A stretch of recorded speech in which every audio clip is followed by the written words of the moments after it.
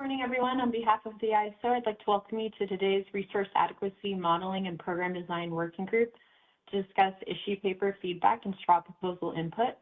My name is Christina Guimera, representing ISO Stakeholder Affairs, and I will be facilitating today's meeting. Today's slide deck presentation is available on the initiative webpage. You can get to that page by going to kaiso.com, and then under the Stakeholder Center tab on the homepage, you'll see Policy Initiatives. If you click that link, it'll take you to our main initiative landing page where you can search for the initiative webpage. This meeting is being recorded and the video file will be posted to the initiative webpage for information and convenience purposes only. The recordings and any related transcriptions should not be reprinted without the ISO's permission. If you need any technical assistance at any point during the meeting today, please send a chat to Inteller Events, the host. And to ask questions during the meeting, you can open the participant and chat panels on the bottom right. You can then raise your hand by selecting the raise hand icon, or if you joined audio only, please press *3 on your device.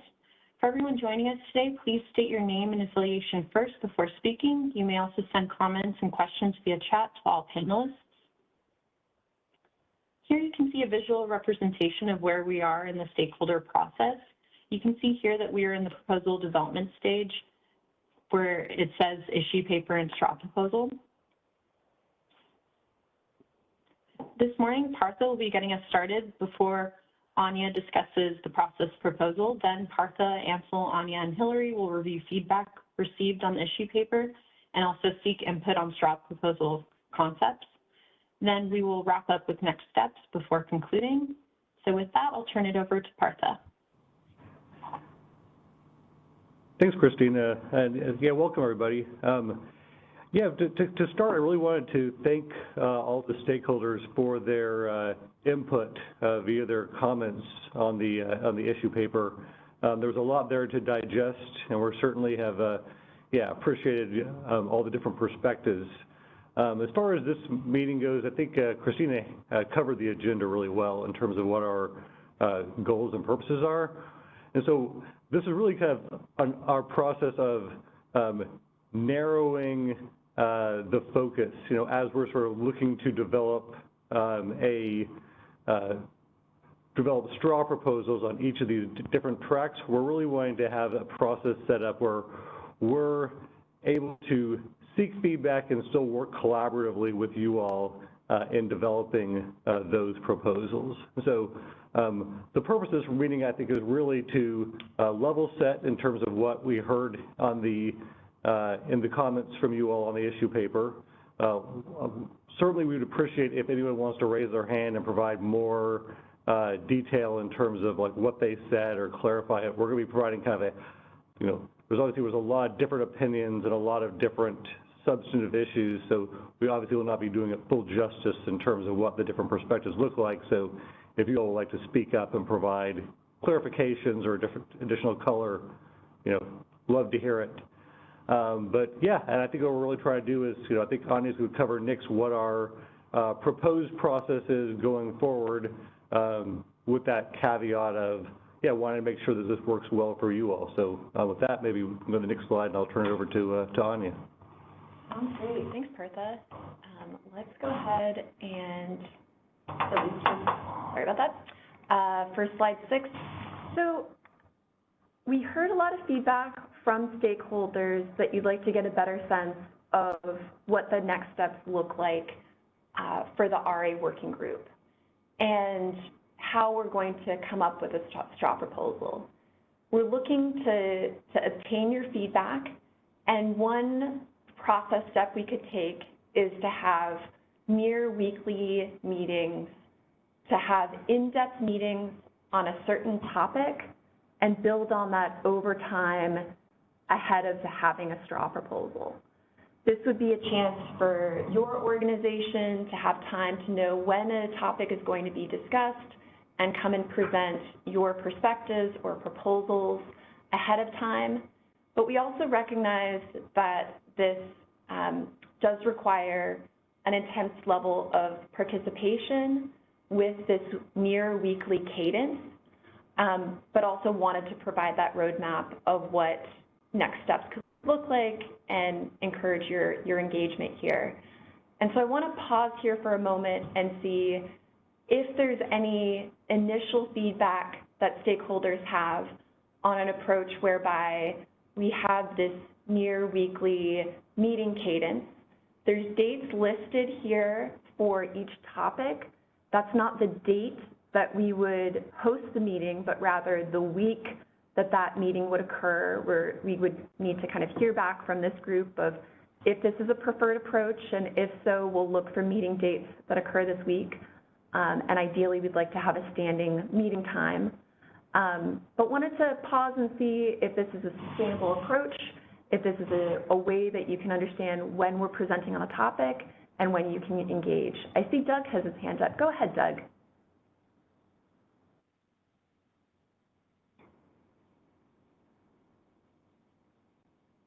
There we go. Yeah, obviously there's a lot of work to do, so a lot of meetings makes sense to me. I just wanted to put in a personal plug for if we can have longer meetings and fewer of them, that's helpful for me. I love coming up there in person, but I'm coming up from the Bay Area, and so 3 hours of driving for a 3-hour meeting, a little less easy than coming up there for a whole day. I don't know if that's workable or desirable by anybody else but me, but I thought I would throw that in the hopper. Thanks. Thanks, Doug. That feedback's helpful, and I'm curious if other folks feel similarly. Could we also unmute Carrie's line? Hi, this is Carrie Bentley with the Western Power Trading Forum. I think meetings work best when there's the ability to, on the CAISO's behalf, think through the issue ahead of time, provide meaningful data on the issue, provide a clear problem statement and summary of past kind of discussions around it. And given kind of the number of topics here, I wonder about your agency's ability to meaningfully do that ahead of each of these meetings. To me, it seems like this would quickly turn into just an anecdotal kind of talking fest rather than making meaningful progress on each of these issues. I think some of this could be mitigated by Doug's suggestion on having multiple days perhaps, or a longer all-day meeting. But I think on something that needs data, it needs actual analysis, a cadence of this pace probably would lead us to just a lot of talking and not to a lot of meaningful movement forward on these tracks. Thanks, Carrie. That's really good feedback.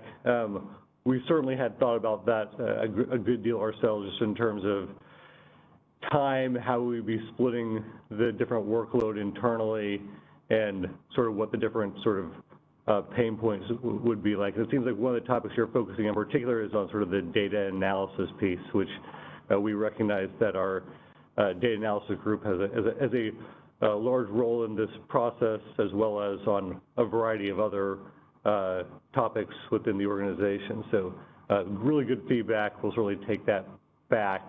Does that summarize your perspective as well, Carrie?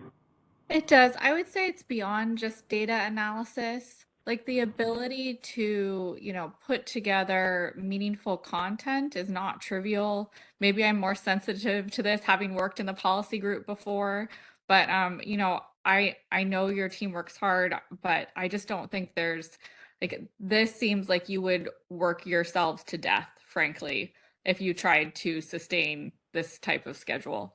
I don't think any regulatory agency or ISO has the sort of staff to support weekly meaningful creations of presentations of topics that are this large, right? Like to go 127 outage and substitution to 2-3 unit testing and UCAP, we could talk about those things, but having a presentation and useful background and information and problem statements, to me, I just don't know how you would do that. Yeah, I think your experience and perspective is super helpful. And I think we'll certainly go back and, we'll look for other feedback. We'll also really take that under consideration. One thing I would note is that some of these topics they're obviously divided up between different subject matter experts and leads within the organization, as well as it might be a little bit about expectation setting around what the process looks like. And that, and I think to your point, from a stakeholder perspective, how polished will the presentations look like? How much of this looks like, we have a well-developed proposal internally that we're sort of bringing back to stakeholders to provide feedback on, versus how much of this is a little more, I'm lacking the best words for this, working kind of, looking more like whiteboarding sometimes with stakeholders what these proposals look like. I mean, one of the other options, I think, if I were looking at back historically, it might have been the case where the ISO staff would have worked sort of on their own primarily and sort of developing a straw proposal, and then sought feedback from participants and iterated from there. We're looking to have this be a little more collaborative and a little more getting feedback as we go. So that was kind of the trade-off we're looking at, where I totally could see from stakeholders' perspectives wanting to have something that looks a little polished from a time standpoint. And this was sort of the trade-off. But your feedback is really helpful, Carrie, in your perspectives. But any response to that? Yeah, thanks. No, I think that captures it. I think that I really appreciate the CAISO wanting to have stakeholders be involved in the upfront solution. And I do like not just having the CAISO present a solution off the bat, but I still think that key step of what is the problem we're trying to solve is missing. So what is the problem from the ISO's perspective? I think there's been a lot of, in this initiative in particular, outreach to stakeholders to get our feedback, what we think our problems are, but I don't feel like we've gotten that back from the CAISO. Like, you're the organization in charge of reliability. You're the ones that, have to ensure grid stability. What isn't working from your perspective, from a market efficiency outpoint? What isn't working from the CAISO's perspective? I would love to hear all of that before we got into solutions. No, that's fair. And so we did obviously have a process of developing out the problem statements. I will say that those problem statements also did reflect a lot of input from internal staff as well, in terms of the development. That was probably more of lots of discussions with key SMEs throughout the organization in terms of what the challenges look like in formulating the problem statements that came out of the working group process. Maybe we can take that feedback, Carrie, and be a little more explicit about that going forward as we work through each of these topics. And maybe I could be more explicit too by what I mean by a problem statement. To me, a problem statement is not a statement saying this process lacks efficiency or stakeholders have had concerns about RAIM. A problem statement is, we have looked at the data, we have found this analysis, here are the efficiency issues we have found with X. So it's much more specific. And I think some of the problem statements, you've done that. You've provided data, for example, on outages, and you've shown the increase of planned to forced outages. And so we know that's a problem because you've presented data on it. And I think, so for like that 127-week meeting, we could continue discussing that specific problem with that data and talk about why that's a problem and the magnitude of the problem. But for others of these, we haven't gotten that sort of data analysis that would allow us to determine the exact magnitude of the problem statement.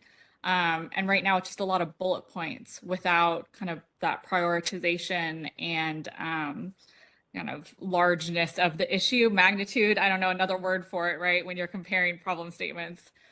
So to me, that's still the first step. Hopefully that helps. No, thanks, Carrie. And yeah, we can go back and maybe we can talk more offline about sort of how we can sort of, for the specific ones where more data analysis is needed around the problem statements.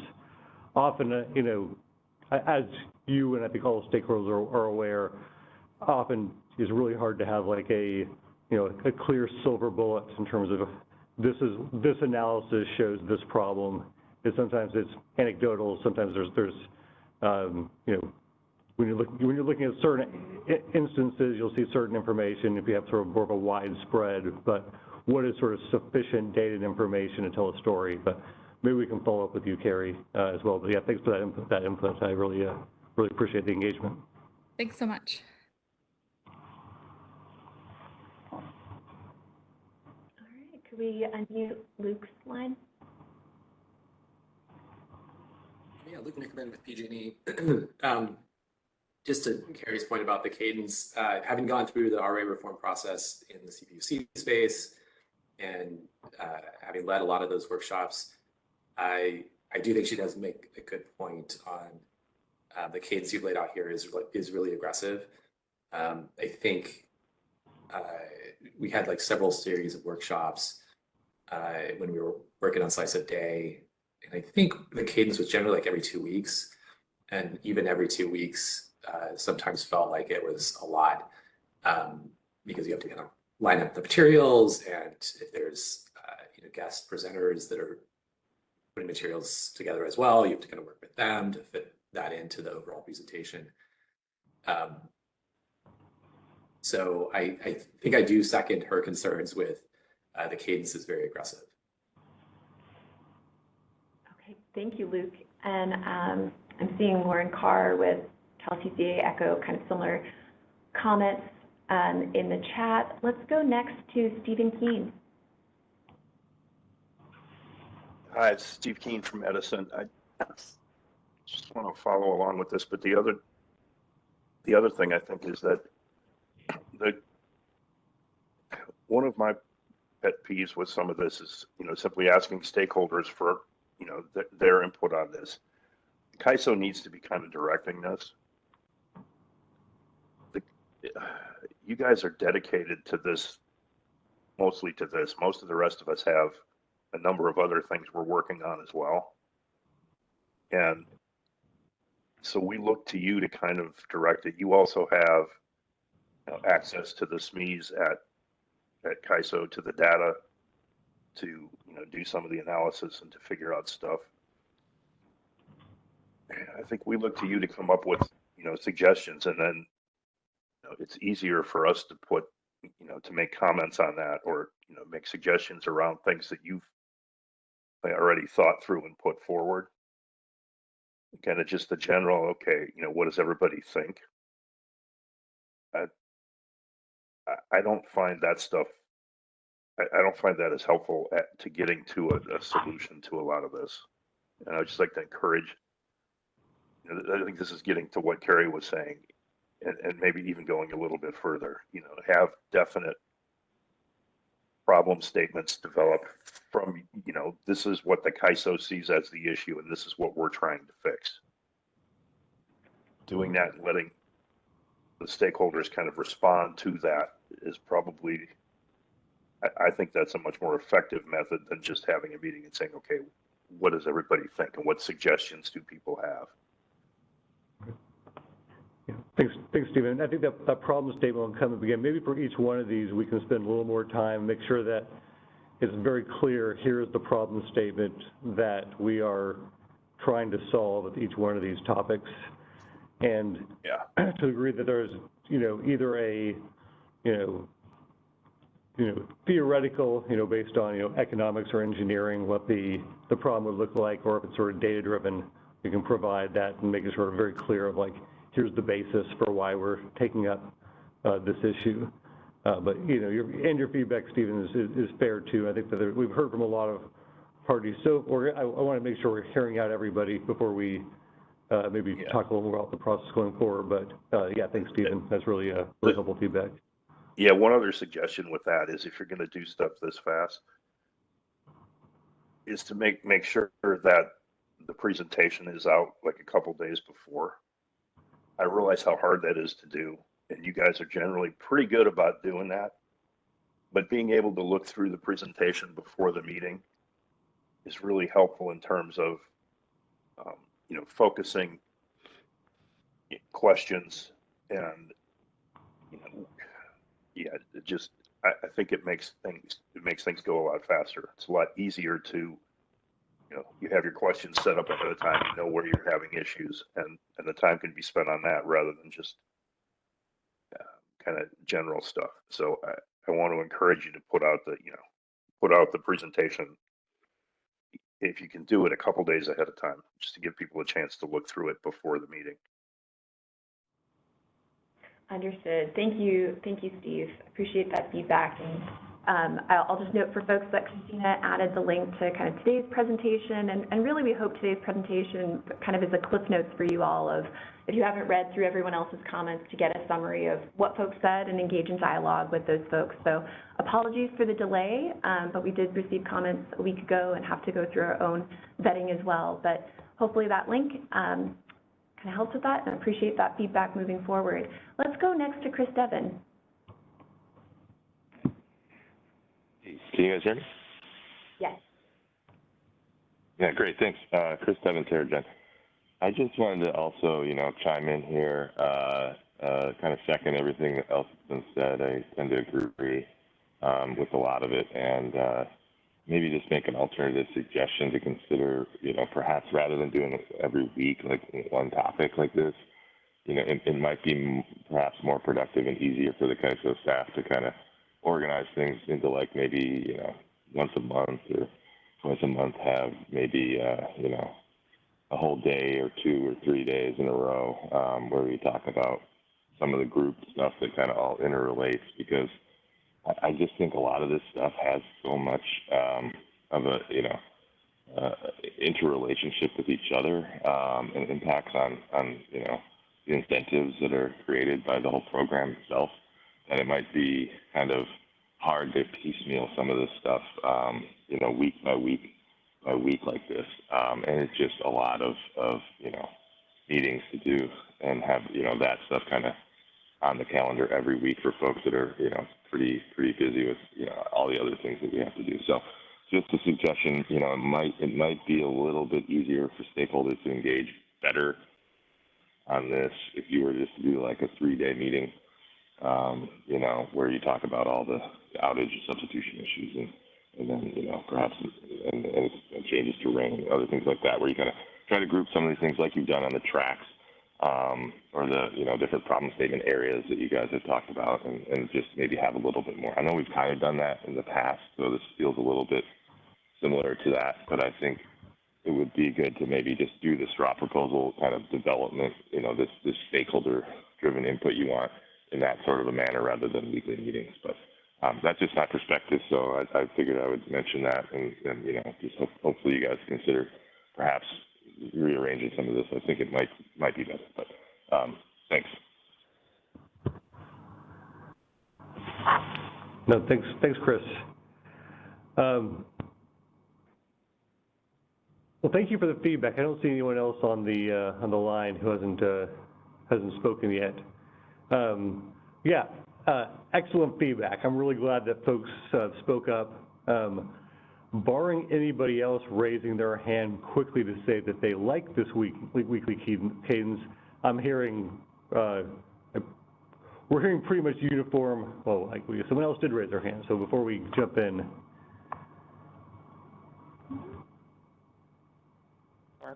Christina. Hello. This is Adora from SCE. Not advocating for the weekly cadence, but I did just kind of want to provide a counterpoint to, I recognize that longer sessions are helpful, but it'd be really good to engage the folks actually doing the operations in this space. And so dedicating 3 whole days is not really practical. So finding a balance between, all day sessions for all of these, maybe a couple hours, I think would be helpful, so that we can engage some of the SMEs who are kind of doing this work day to day and have really good actionable feedback on some of these topics.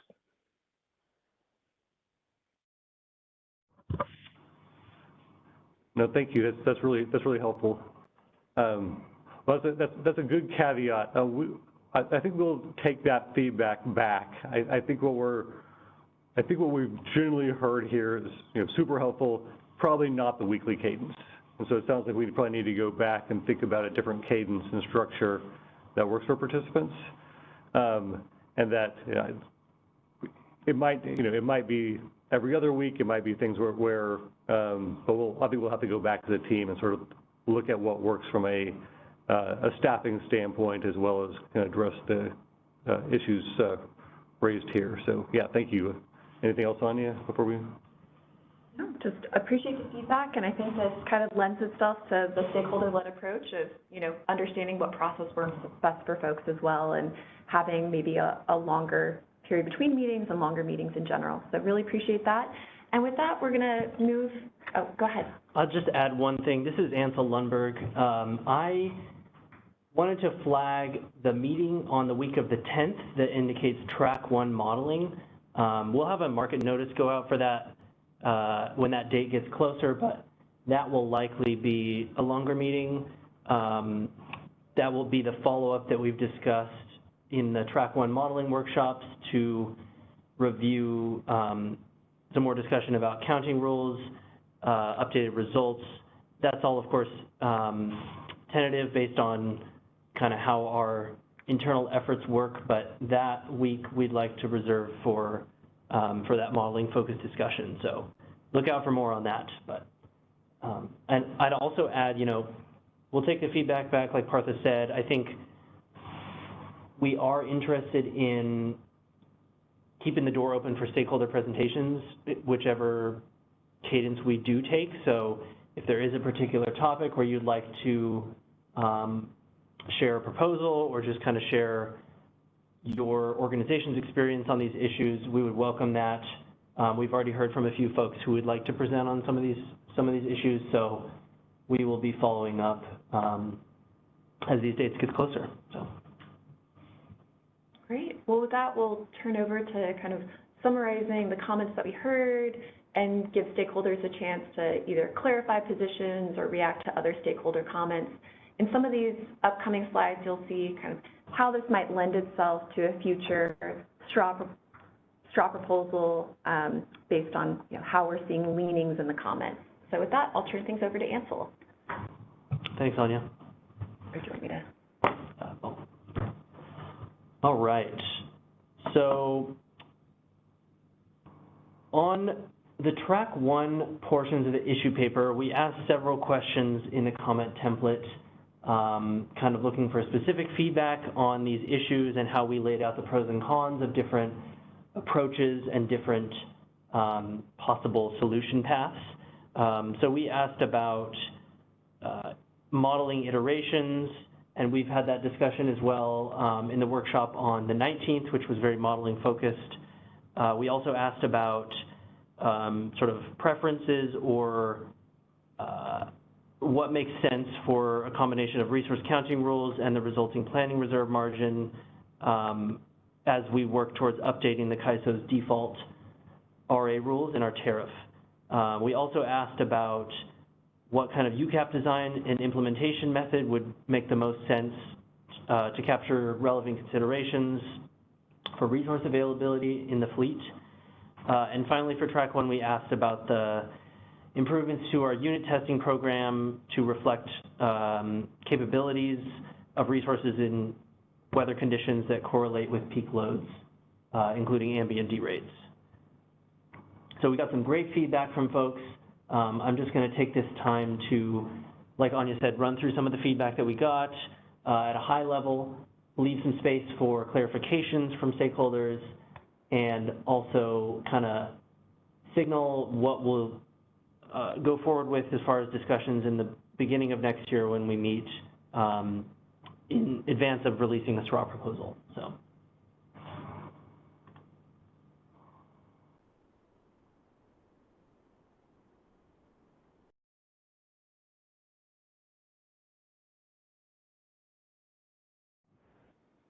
Okay. Is everyone seeing slide 8, the unforced capacity mechanism slide?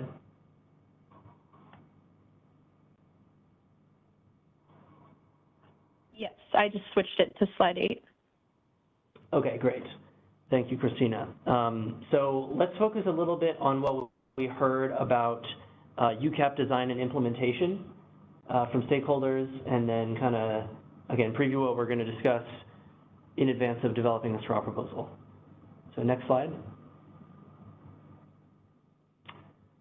All right, so we got lots of detailed feedback on the questions that we asked on design. So at a high level, we had strong stakeholder support in the comments from continued CPUC coordination, and we have noted that and that we are continuing to work closely with the Energy Division and participate in their RA proceedings related to UCAP as well. There was also strong support for a resource-specific UCAP mechanism as opposed to a class average sort of bucketed approach. That was sort of dependent on the data sources and the ability for market participants to understand how outage data would reflect in a resource-specific UCAP. So I think there was some of that in the issue paper as far as how we would source data for forced outages in a UCAP mechanism. So we'll continue to explore that. We also had some support from several stakeholders for the use of CAISO's outage management system data as a source for forced outage data for a UCAP mechanism. We had some stakeholders point to GADS, the NERC's GADS database as well, but generally there was a focus on OMS as a data source, so we can spend some more time on that in the new year. A few load-serving entities pointed out sort of the desire to understand that a PRM that captures forced outages might be more, I guess, less accurate than a resource-specific UCAP as a method for capturing forced outages in system planning. We pointed out something similar in the issue paper as far as the need to not double count, if you will, outages in the planning reserve margin and a UCAP mechanism. So we would have to align on assumptions with our local regulatory authorities as they set their planning reserve margins. We also heard some sort of initial support for a UCAP that applies to thermal and storage resources, but considering the trade-off as far as accreditation methods for other resources. And I will also flag that there was, in the default rules section, there was comments about kind of taking a holistic view of a UCAP approach alongside CAISO's default rules update. So we'll see more on that in future slides. A couple comments on new resources from independent energy producers. They supported a kind of a class average approach for new resources as they're accredited when they come online. And there were some comments about that in the workshop on November 18th as well. Calpine had a comment mentioning sort of a exemption for the first year of a resource's performance, just to consider kind of the need to get things in order in the first year as things start up and equipment is taken online for the first time. That approach is similar to what is used in RAP in their thermal accreditation mechanism, which excludes kind of the worst year of the past several years. So that could be another way to kind of approach that.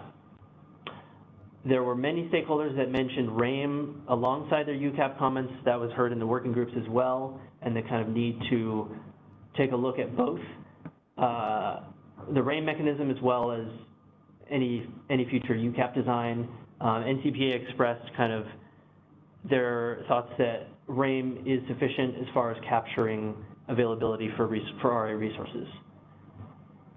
We didn't get too much into natures of work for forced outages in the issue paper in detail, but we got a couple comments on supporting the exclusion of NERC's outside management control outages from PG&E and the market monitor. So I think we will also spend some time discussing natures of work and outage types that would apply to UCAP in the new year. I mentioned earlier the alignment with the default rules, so Western Power Trading Forum and Middle River Power mentioned that kind of holistic view is important. And then we got a few comments on E4D in the written comments and mentioned in the workshop on the 18th as well. The Market Monitor captured some of their thoughts on E4D and its complexity,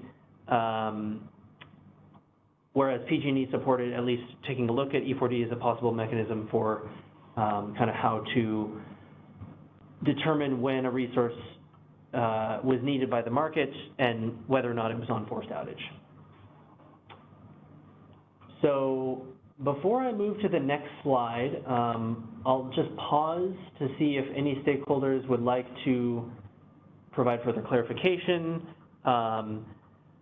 There were a lot of comments, so hopefully this is helpful. It's kind of a recap of what we heard in the comments, if you didn't get a chance to read every comment. But yeah, let's just take a moment to pause. Before going to the raised hand, we did get a question in the chat from Peter Griffiths. He asked, will the CAISO be making a UCAP proposal to the CPUC in the Track 3RA proceeding? Providing parameters regarding UCAP would be helpful in pushing UCAP proposal along, end quote. Thanks, Christina. I'll kind of make a high-level comment. It's to be determined whether or not we will submit anything into the proposal. We want to make sure that we're considering stakeholder input before we put proposals forward. I think we may consider submitting some high-level principles. So I'll just pause there and see if our regulatory affairs team would like to add anything there. We don't have them on the panel right now, but I see Kevin Head has his hand up, so. Yeah, thanks, Ansel. Just wanted to echo what you said, that, you know, we hear where you're coming from, Peter, that it would be helpful to kind of move the ball forward a little bit. But we want to make sure that we're getting some good stakeholder feedback, as Ansel said. If there are certain things that the stakeholder community is kind of coalescing around, we could consider putting those into some high-level principle type comments, as Ansel was saying. So just wanted to upvote Ansel's comment and put the thought out there that if there are things that we as a stakeholder community can get behind, those might be worthwhile submitting into the PUC's process. Thank you, Kevin. All right. Next up, we have Carrie Bentley's hand raised. Hi, this is Carrie Bentley with the Western Power Trading Forum. I just wanted to clarify our position on the alignment with the default rules, because it didn't quite capture what we said. My point was that UCAP had two purposes. One was for the CAISO's coordination with the CPUC, which, as you captured, many stakeholders supported. And then specifically what we said about the default rules is that the CAISO has stated that their default rules will be a peak program, which has fundamental differences with the CPUC slice of day program. So there was actually a need for unalignment in the UCAP mechanisms, that a UCAP that would be appropriate for slice of day is likely not to be the same counting rules that would be appropriate for a peak program, and that we actually really encourage the CAISO not to just assume that you are going forward with UCAP, but to holistically look at the appropriateness of the default rules in a peak program and not try and coordinate slice of day UCAP with peak UCAP. Thanks. Thank you, Carrie. And I thank you for clarifying that and how we capture this here. So appreciate that. Let's go to Noah. Hi, Noah Tom from Middle River Power. Can you hear me? Yes. Great. Good morning. Yeah, similar to what Carrie said, you know, from our standpoint, we don't think we're solving the problem for the ISO. If, you know, we are taking a step back and looking at those program holistically, because there's multiple LRAs that you are helping administer the RA program with. And, you know, I've read responses from NCPA and other LRAs talking about sort of their jurisdictional programs, and I'm simply trying to figure out what the ISO should be doing with regards to sort of a translation program, because at the end of the day, if the UCAP accounting convention is adopted by the CPUC and makes it into the ISO tariff as the default, but LRAs have the capability of stating that they don't want UCAP and they want some other program or other accreditation methodology. You know, the ISO's tariff is actually utilizes the highest value that is given to them. And so I think from my standpoint, we should take a step back on figuring out whether or not what the default county convention is sort of for all resources, so that the ISO can utilize something as a translation tool to get back to what the necessary reliability requirements are for its own program to meet a 0.1 LOLE. And in that sense, you know, we made a suggestion, which is to certainly help the CPUC and any other LRA that wishes to explore UCAP to do so, but really to take a step back and go and explore what Astrape presented on the last meeting and go through an ELCC methodology for all resources so that it can be much more of a stable RA program for the ISO with the translation software in the middle. No, thanks. No, this is Partha. I'll turn it back to you, Ansel, momentarily. I just wanted to respond to one thing. I think part of our goal in the UCAP design, and we'll get to a little more of those details later, is to really work, you know, we call out particular coordination with the CPUC. I would acknowledge that a number of the non-CPUC jurisdictional entities, the other LRAs, expressed, I think generally speaking, expressed support for working collaboratively in developing an effective UCAP proposal. A lot of them had good feedback on what that proposal would look like and what they'd like to see as a design.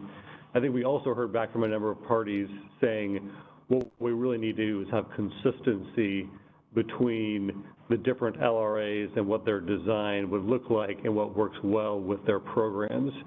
So I may be getting ahead of you, Ansel, and I apologize. I just wanted to sort of respond to no in that respect of, I think the goal really is to have that collaborative effort, and I think based on stakeholder input, to really have it be the case where it's sort of uniformly applied and can work well with their program designs, with whatever resource available incentive mechanisms are applied to those resource types, et cetera. So, yeah, but I think yes, I really appreciate that, Noah. Anything else, Ansel, before we go? That's perfect.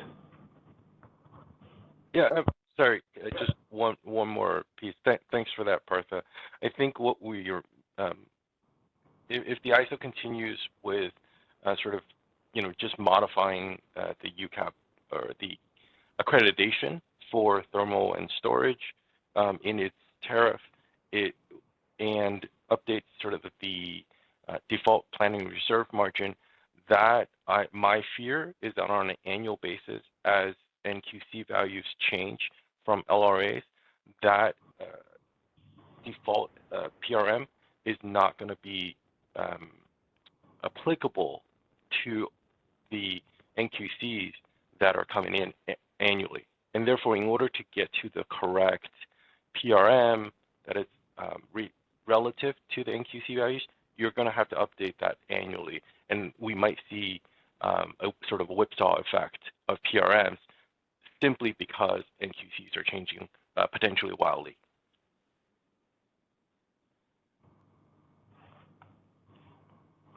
Thanks, Noah. I made a note of that. All right. So let's go to the next slide, please.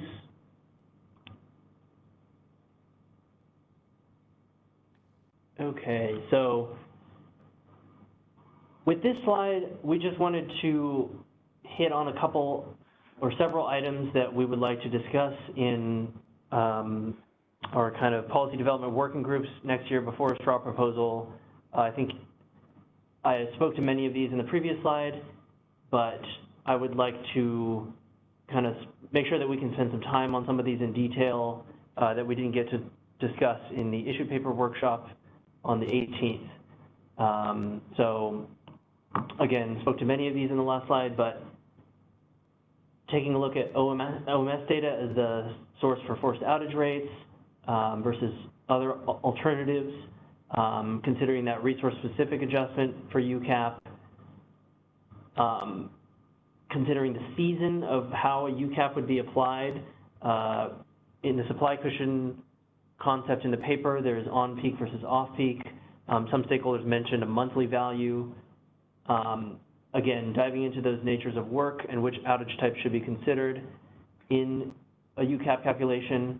Again, resource types, treatment of ambient D rates, which I'll touch on a little bit later. And then the assessment hours, so the supply cushion approach versus critical hours, as well as kind of, if it makes sense for this, for UCAP to be incorporated into our NQC process versus just being a default counting rule in the tariff. So I kind of bolded those last two. We did ask about implementation in the comment template, but if there are any other thoughts on those last two right now, we'd love to kind of hear a little bit more detail if folks want to speak up on those. Otherwise, we can just discuss those more in the workshops in the new year. We did get a question in the chat from Carrie Bentley asking if you can clarify if this is for CAISO default rules or for CPUC collaboration process.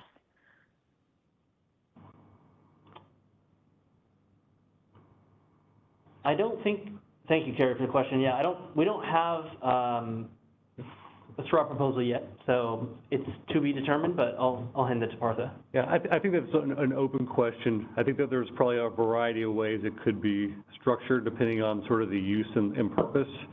We're certainly wanting it to be able to be applied effectively in whatever LRA programs are being used, and to basically be able to be used in a manner that can meet their objectives and ultimately, you know, hopefully meet a 0.1 LOLE as a part of that structure.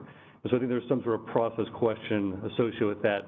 I think it's an open question on how and if that's included as a part of the CAISO default rules. I think that we're going to be looking for stakeholder feedback and input on that. I mean, I think this is probably what Noah alluded to, if I understood him correctly. Like one option could be that we're applying, you know, an ELCC framework to all resources on a uniform basis, and have that be a part of the default rules. That's sort of one option the stakeholders could push for us just within that context.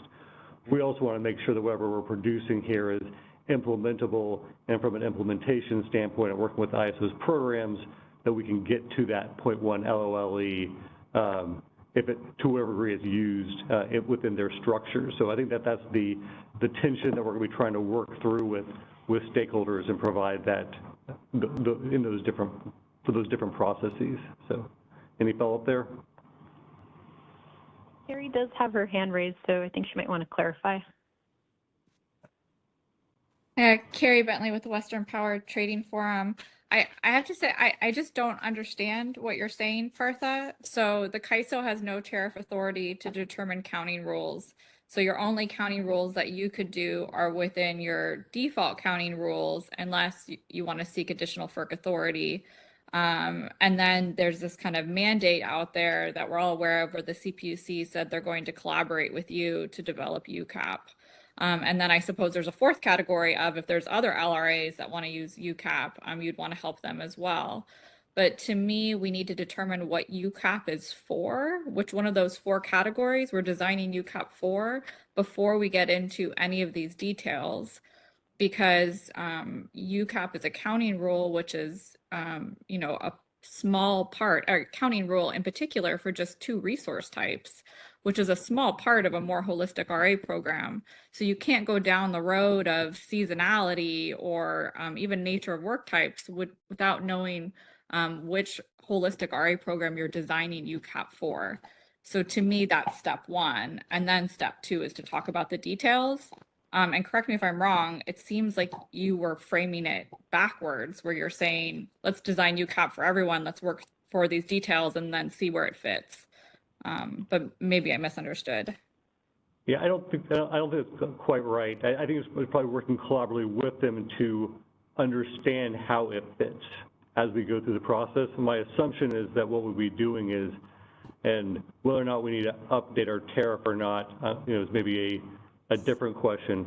We could have some process within our within the ISO that would allow us to calculate a UCAP value that's applied to a specific type of resource, either directly by the ISO or through the LRAs, through their program designs. And the ISO could do that as a part of a new process that we are conducting. And that, I think the question is, like, we're trying to make sure that, yeah, it does work with their programs and works effectively for them in their purposes. So, I mean, I might not just be following you, Carrie, of why, is there? I mean, what I just heard was that you were saying that the CAISO is considering developing a process to apply UCAP directly to the NQC. That was what was proposed, obviously, in the last go-around from the RA enhancements, was to have the ISO take on that role of doing the translation from the QC values that are provided to have, answer correctly, the DQC value that was going to be applied through the CAISO's mechanism. So that's sort of one option that the CAISO could do in effectuating that UCAP value that would be that would work with the LRA programs. Okay, so that's a very helpful clarification. I would just like to point out, just off the bat, I think you would get enormous amount of protests for that. For the CAISO to take over counting rules in an RA program for only 2 resource types and none of the others, and to somehow think you could design counting rules that work seamlessly with both peak LRA programs and slice of day LRA programs, I think is just wildly unrealistic. That would be discriminatory on the face of it, because you are literally just saying we're going to determine what RA is worth for storage and natural gas and no other resource types. And then it's just unreasonable, because you can't design a UCAP that's tailored toward 2 fundamentally different types of RA programs, a peak one and a slice of day one. So I would really encourage, again, the CAISO to, rather than going down the details of UCAP, to get stakeholder alignment on why we are discussing UCAP and the purpose of, discussing it and what category it's going to be used for, and not design it before you get stakeholder agreement that the CAISO should seek that FERC authority. No, thank you, Carrie. Appreciate it. Sorry, but anything else to add, Ansel, or? Yeah, that's a helpful direction. I think, as I mentioned, we got a lot of design feedback on the issue paper, but not as much on kind of the holistic approach. But we have a problem statement that talks about accounting for forced outages and resource accounting. And so I think that, going back to that, we could go in different directions. And so we'll make a note of your feedback for how to accomplish a solution for that statement. So. Thanks. And I would just ask that when you're seeking stakeholder feedback, you use really clear terms, like the CAISO is seeking input on whether they should take jurisdictional authority over, or additional jurisdictional authority over, the counting rules for natural gas and storage. Not should we go down UCAP, but here is the change in jurisdictional authority of the RA program we're seeking, because I bet you'll get very different feedback from stakeholders. Yeah. And maybe to be clear, Carrie, I don't think that was the question that we're trying to ask. And to me, I don't view this as a like a jurisdictional authority question. This is a, how do we work collaboratively to have programs and designs that work? And so to me, it's not, I think that it can be set up as something that's sort of divisive or a jurisdictional pull that the ISO is trying to do here. That's not our goal in this process. So yeah, we can try to provide that specification with stakeholders in terms of what the objectives are from the design process. But yeah, thanks, Carrie. Appreciate it. Thanks. I'm sorry, I just have to add one more thing. And it doesn't have to be divisive, but if you seek to add additional FERC tariff authority over RA counting rules that currently entirely rest with the LRA, that is a jurisdictional authority question. And so it should be framed as such. All right, that's all. Yeah. Thank you.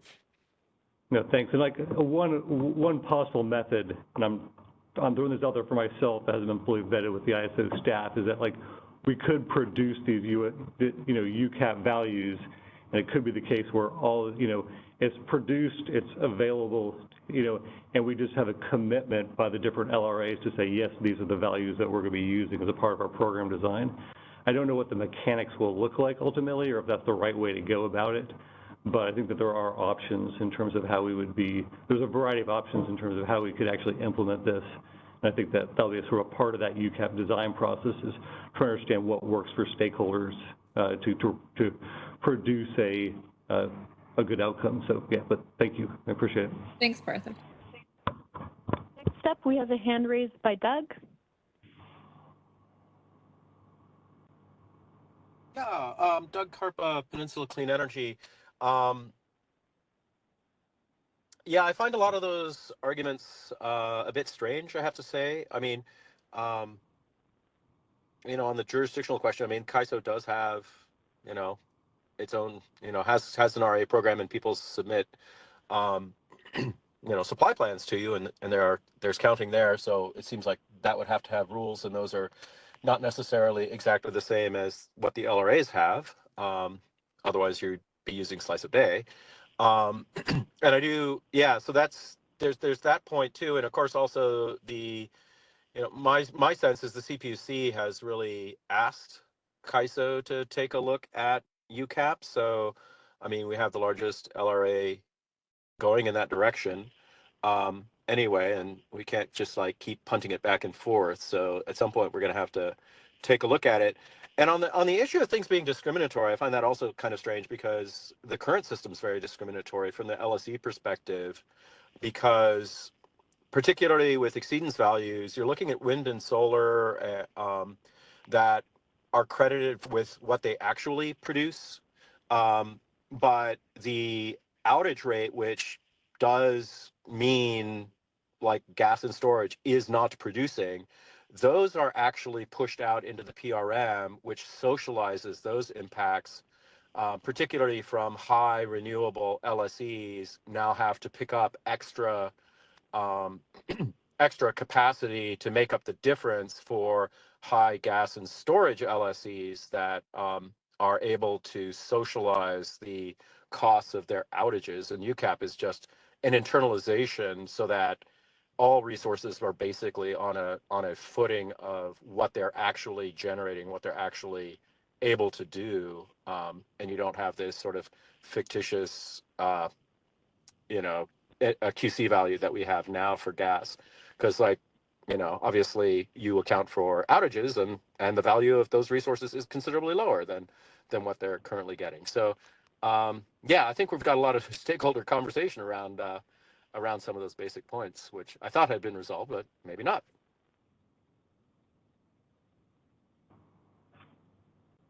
Thank you, Doug. Appreciate the feedback there.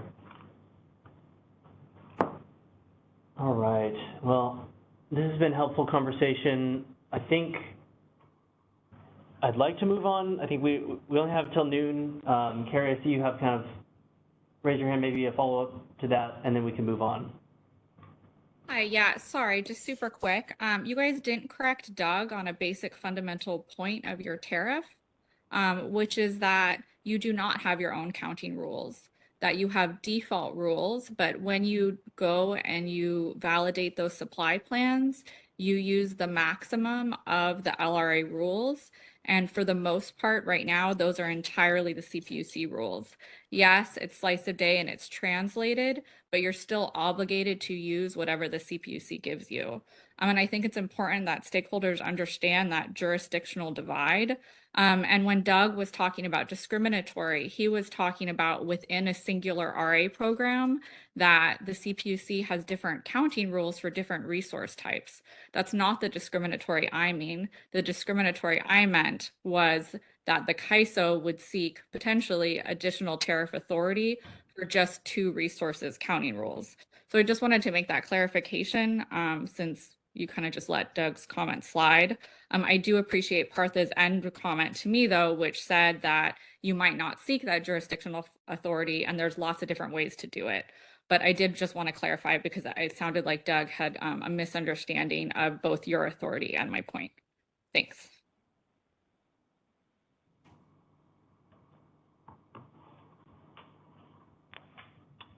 Appreciate the clarification, Carrie.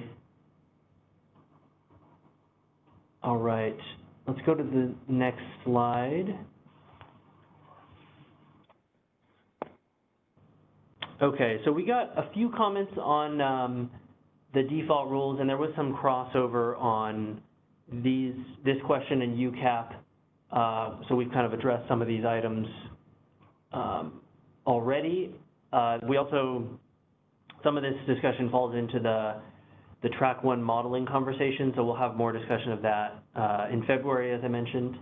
So next slide.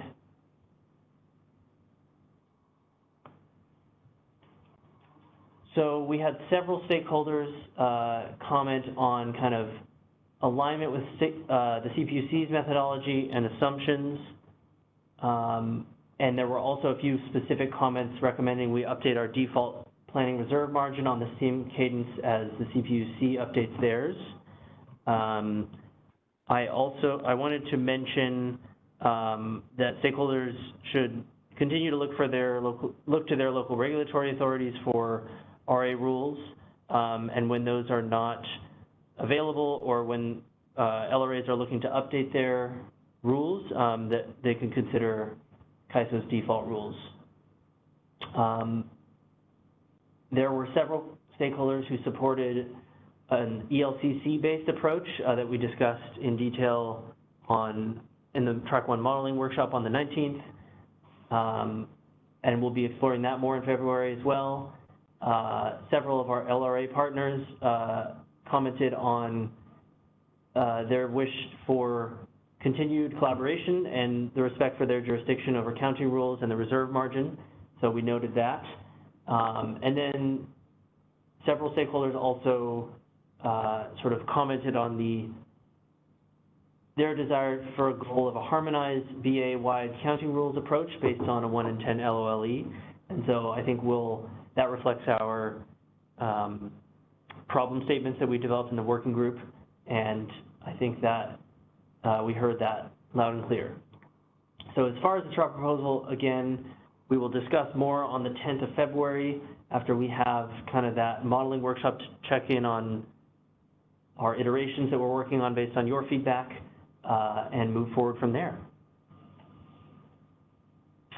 So let's go to the next slide.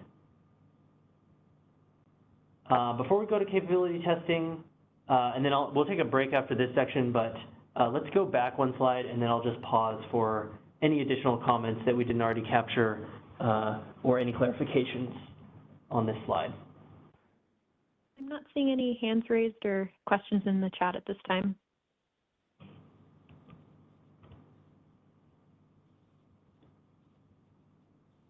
All right. Excellent.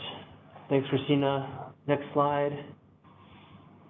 So I'll also touch on the capability testing and the issue paper and the feedback we received on that. Next slide.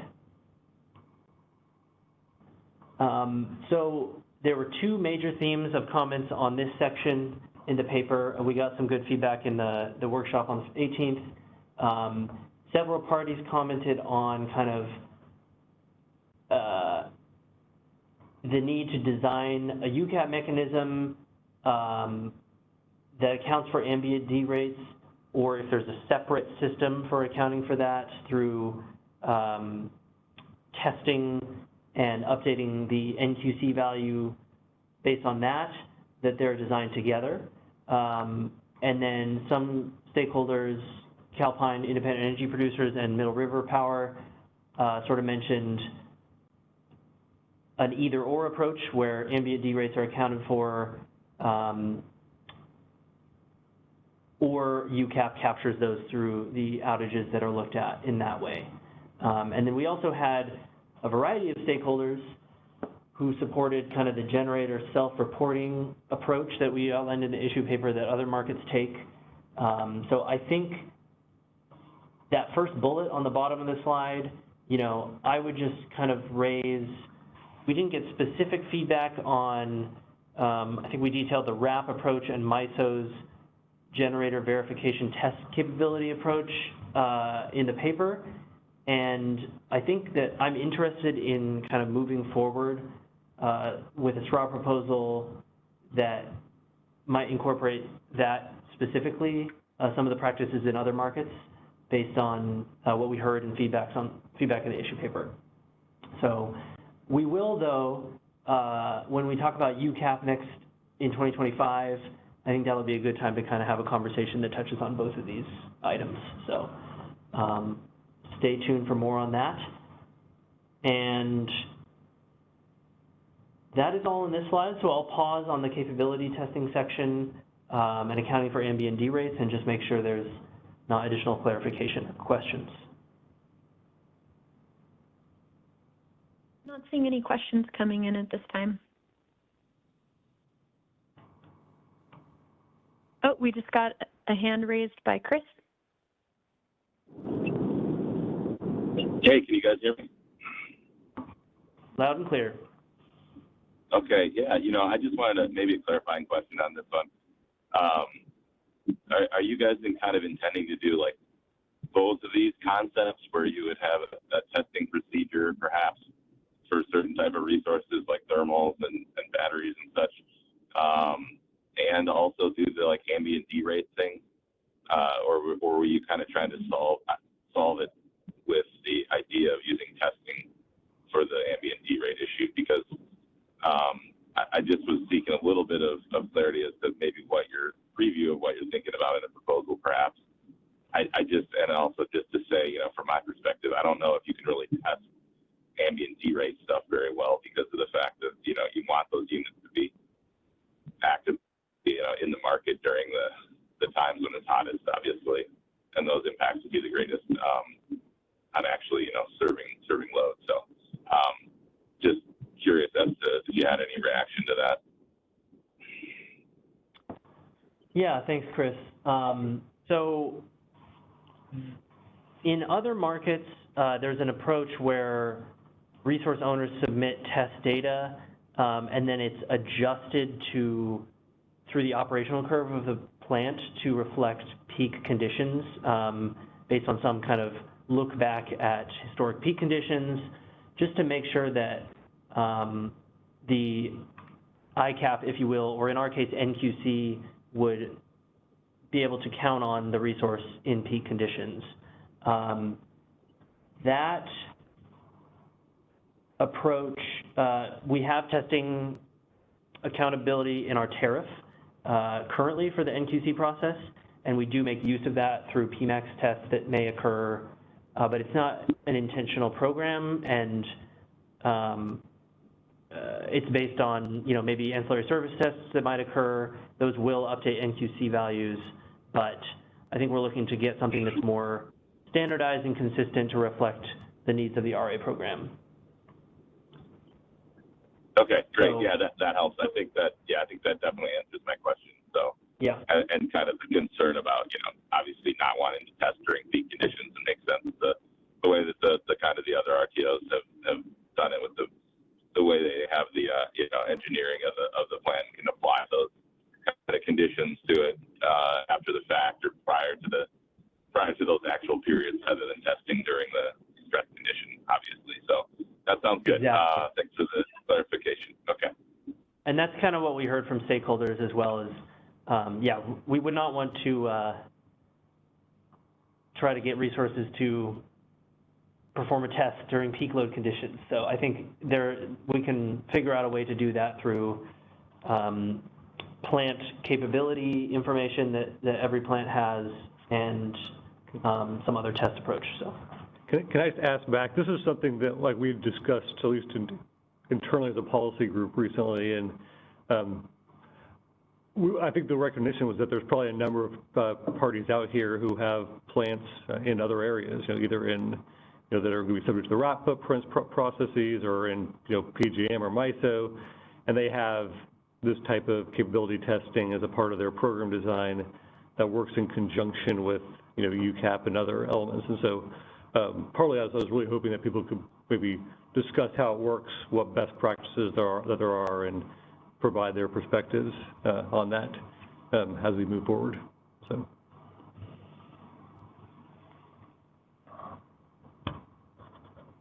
Next up, we have a hand raised by Luke.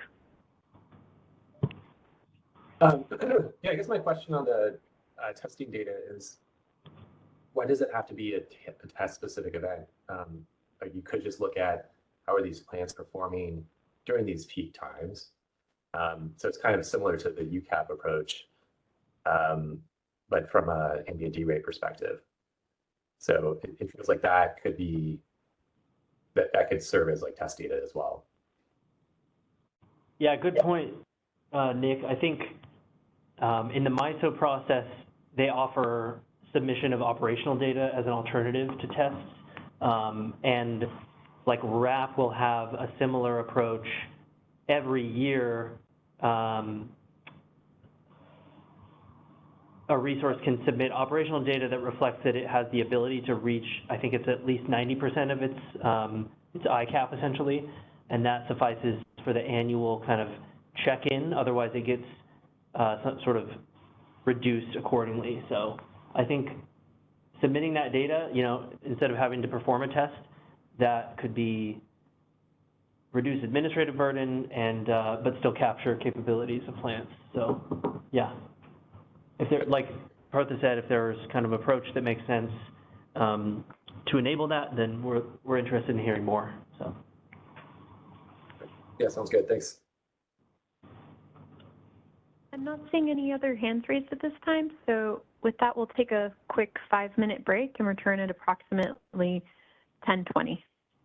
All right. Hope everyone had a great break. We're going to go ahead and get back and started focusing on some of the comments that came in on outage and substitution, as well as the availability incentive mechanism section. Let's kick things off with outage and substitution, and let's move to the next slide. Maybe I'll just kick things off with some of the commonalities we heard in comments. I think this is largely reflective of the conversation we had in the issue paper workshop when we all got together last. Folks are looking for a less burdensome and more efficient process related to planned outage substitution, really to make sure that generators can take maintenance when needed. We heard feedback both in the last meeting and in comments that kind of more clarification is needed around the impacts of adding the urgent outage type, looking to understand how it fits in with certain timelines, how it fits in with UCAP, and looking for that alignment with RC West. And then lastly, looking to coordinate outage definitions with UCAP. Let's move to the next slide. To take a click down and just look at some of the feedback that we received on definitions, in general, there was kind of just that ask for more detail around urgent outages. There's also a discussion around, should new outage types be considered? And I'll note that MCPA's suggestion of an advanced notice forced outage sounded a lot like the urgent outage definition. There was also suggestions for new outage types that wouldn't require substitution, like a medium notice opportunity outage from NCPA, as well as a long notice opportunity outage suggested by American Clean Power. And then also just an open question from CDWR on, should participating load have its own outage type? So more to discuss on this front. We also had a discussion in the issue paper and was brought up in our last workshop regarding, should there be something akin to like for like, and what would be a way to kind of make that assumption of like for like outside of resource type requirements. And so the idea was brought up to use marginal ELCC as a way to approximate the resource capabilities to make sure that a resource that was being substituted for could provide equivalent capacity. So there was support from that, from Calpine, and that was extended to also say, more fully incorporate slice of day from both Calpine and SCE. And then DMM also commented that, don't just limit that like-for-like approach to just outage and substitution, but think about that more holistically. Some items I'd put in the other category, CalCCA recommended we align our definitions and nature of work cards with UCAP, to also revisit our bid insertion rules. Heard some general feedback to base some of our definitions related to planned outages more on a reason and not dates. And then Sunrise wanted us to align with the Western Interconnect. I think based on this feedback, and let's move to the next slide.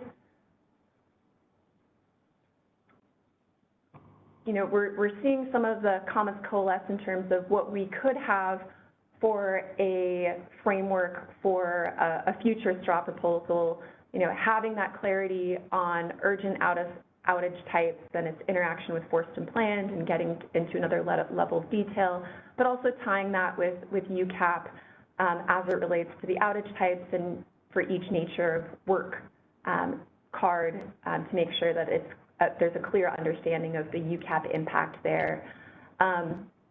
There's general kind of interest, it seems, in exploring using a marginal ELCC to value like-for-like substitution, and we do plan on revisiting bid insertion rules. Maybe I'll pause there and see if any stakeholders want to either clarify some of their positions related to some of the definitions for planned outages. I do have slides after this kind of more focused on the process for the planned outage and substitution process. If not, let's move to the next slide. So on the process side, I'll kind of level set and mention that in our issue paper, we provided 5 options for how to approach planned outage substitution. And this was based on benchmarking, it was based on stakeholder suggestions, and some of these could be coupled with other approaches or layered. But one of those was essentially taking an approach akin to ICE New England and replacing a planned outage substitution process with performance incentives, essentially saying we're not going to kind of provide kind of a detailed process, but more of, since there is a large penalty, kind of providing guidance of when conditions are scarce to help folks move their planned outage substitutions, because all resources, including those resources on planned or forced outages, are subject to that performance mechanism. We did hear some support for exploring that further from CalCCA and PG&E. A second option that made its way into the issue paper was a planned outage substitution buffer. And there was support from the generator community and CISA on that front, but heard some opposition from many of the LSEs, DMM, AES, to name a few. The third option in the proposal included a planned outage substitution pool. This entailed making capacity available by SCs for SCs, recognizing there's a lot of detail to work out in terms of how capacity was made available, how it was procured, the level of granularity, the cost by which capacity was procured, and et cetera. But we did hear support for that, along with many recommendations in terms of some aspects of the pool to further consider or that stakeholders wanted to see explored further. We didn't see any opposition necessarily to the pool, but we did hear some neutral feedback from Calpine and SDG&E. And I'll note, not listed here, but I was reading through the comments from Cal Advocates this morning. There was also support from Cal Advocates for this pool proposal. The fourth option listed in the issue paper was to move to annual or seasonal showings.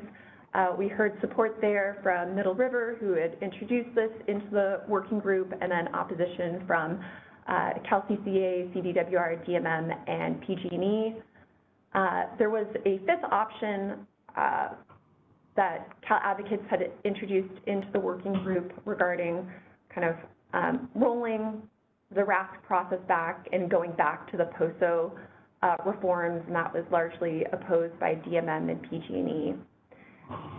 We did hear what I'll call some combination recommendations, and I think this fits in line with that ask to have less burdensome processes that are more efficient, to really remove substitution requirements when there isn't a reliability risk.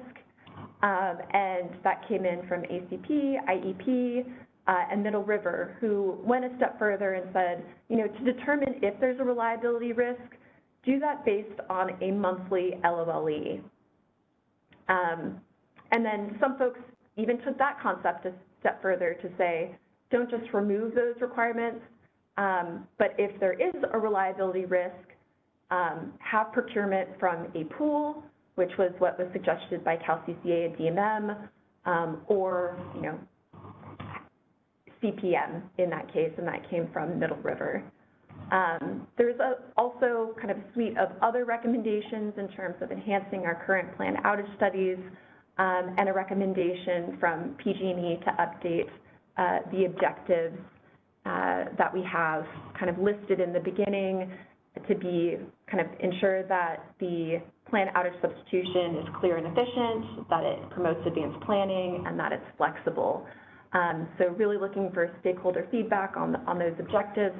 But if we move to the next slide, I think where we're seeing some of these kind of feedback coalesce around is, you know, we could move forward by updating the objectives to respond to PG&E's feedback.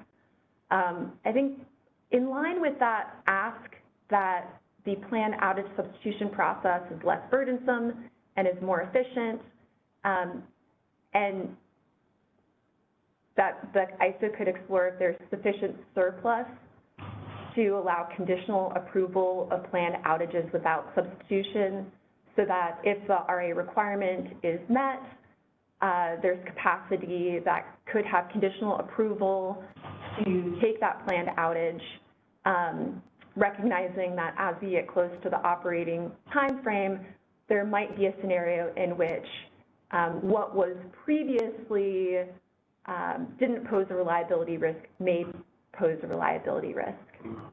And recognizing that if that planned outage does result in a reliability impact, potentially we could explore a pool proposal. And so this is kind of coupling that idea of, is all planned outages, do they all require substitution or not, based on kind of an indication of how reliable the system looks, and if it does look like there's a reliability impact, there would be a pool in place to procure that capacity. And I think there'll be a lot more coming in terms of how that pool is designed, how capacity is made available, how it's procured, the cost at which it's procured, and for those entities making capacity available, how they can access it, recognizing that they've procured it. Maybe there's a first right of refusal if they have access before it's offered to others. So wanted to kind of share how we're seeing some of the comments turn into a leaning, and hear from stakeholders in terms of how we've characterized some of your feedback and how this might inform next steps with the kind of straw proposals that we can co-create for the outage and substitution process. So I'll pause there and see if there's any comments or questions or feedback. I'm not currently seeing any questions coming in at this time.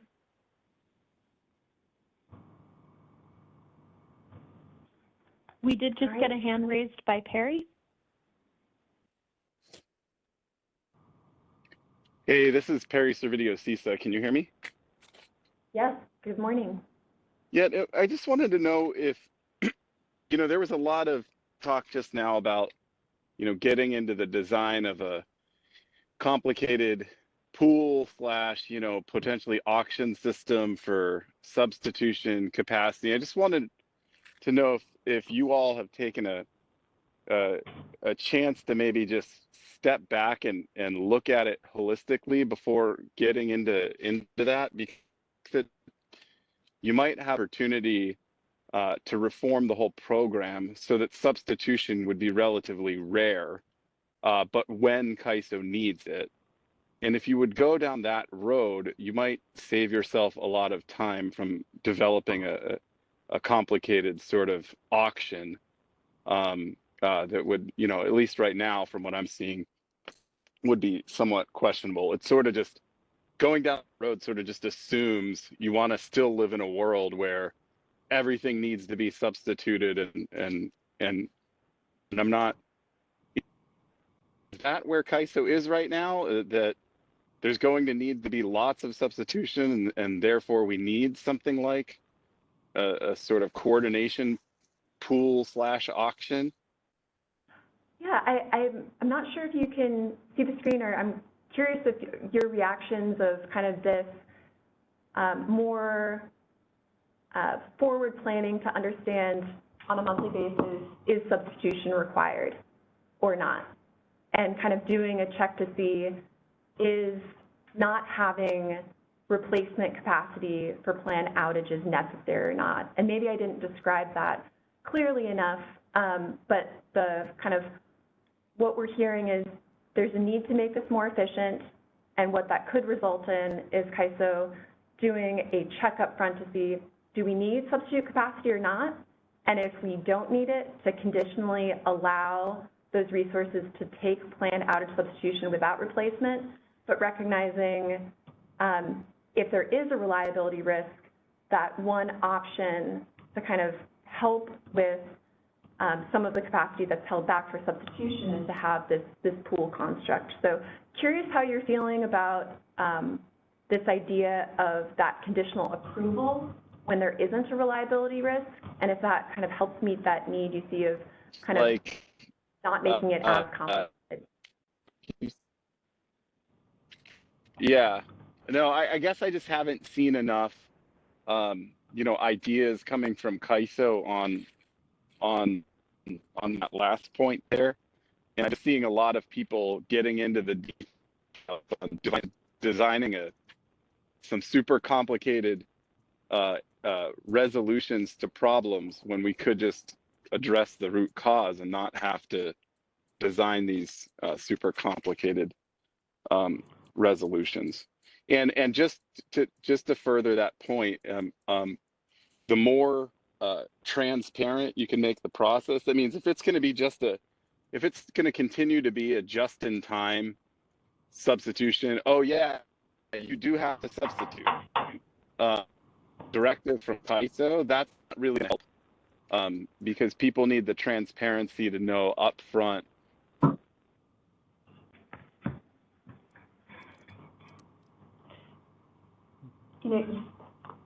Perry, I appreciate that comment on transparency, and I think you're going to want to stick around for Hillary's kind of discussion on visibility as part of track 3. I think kind of looking at that increased visibility leads to transparency, and having that in time for the outage and substitution process is going to be important.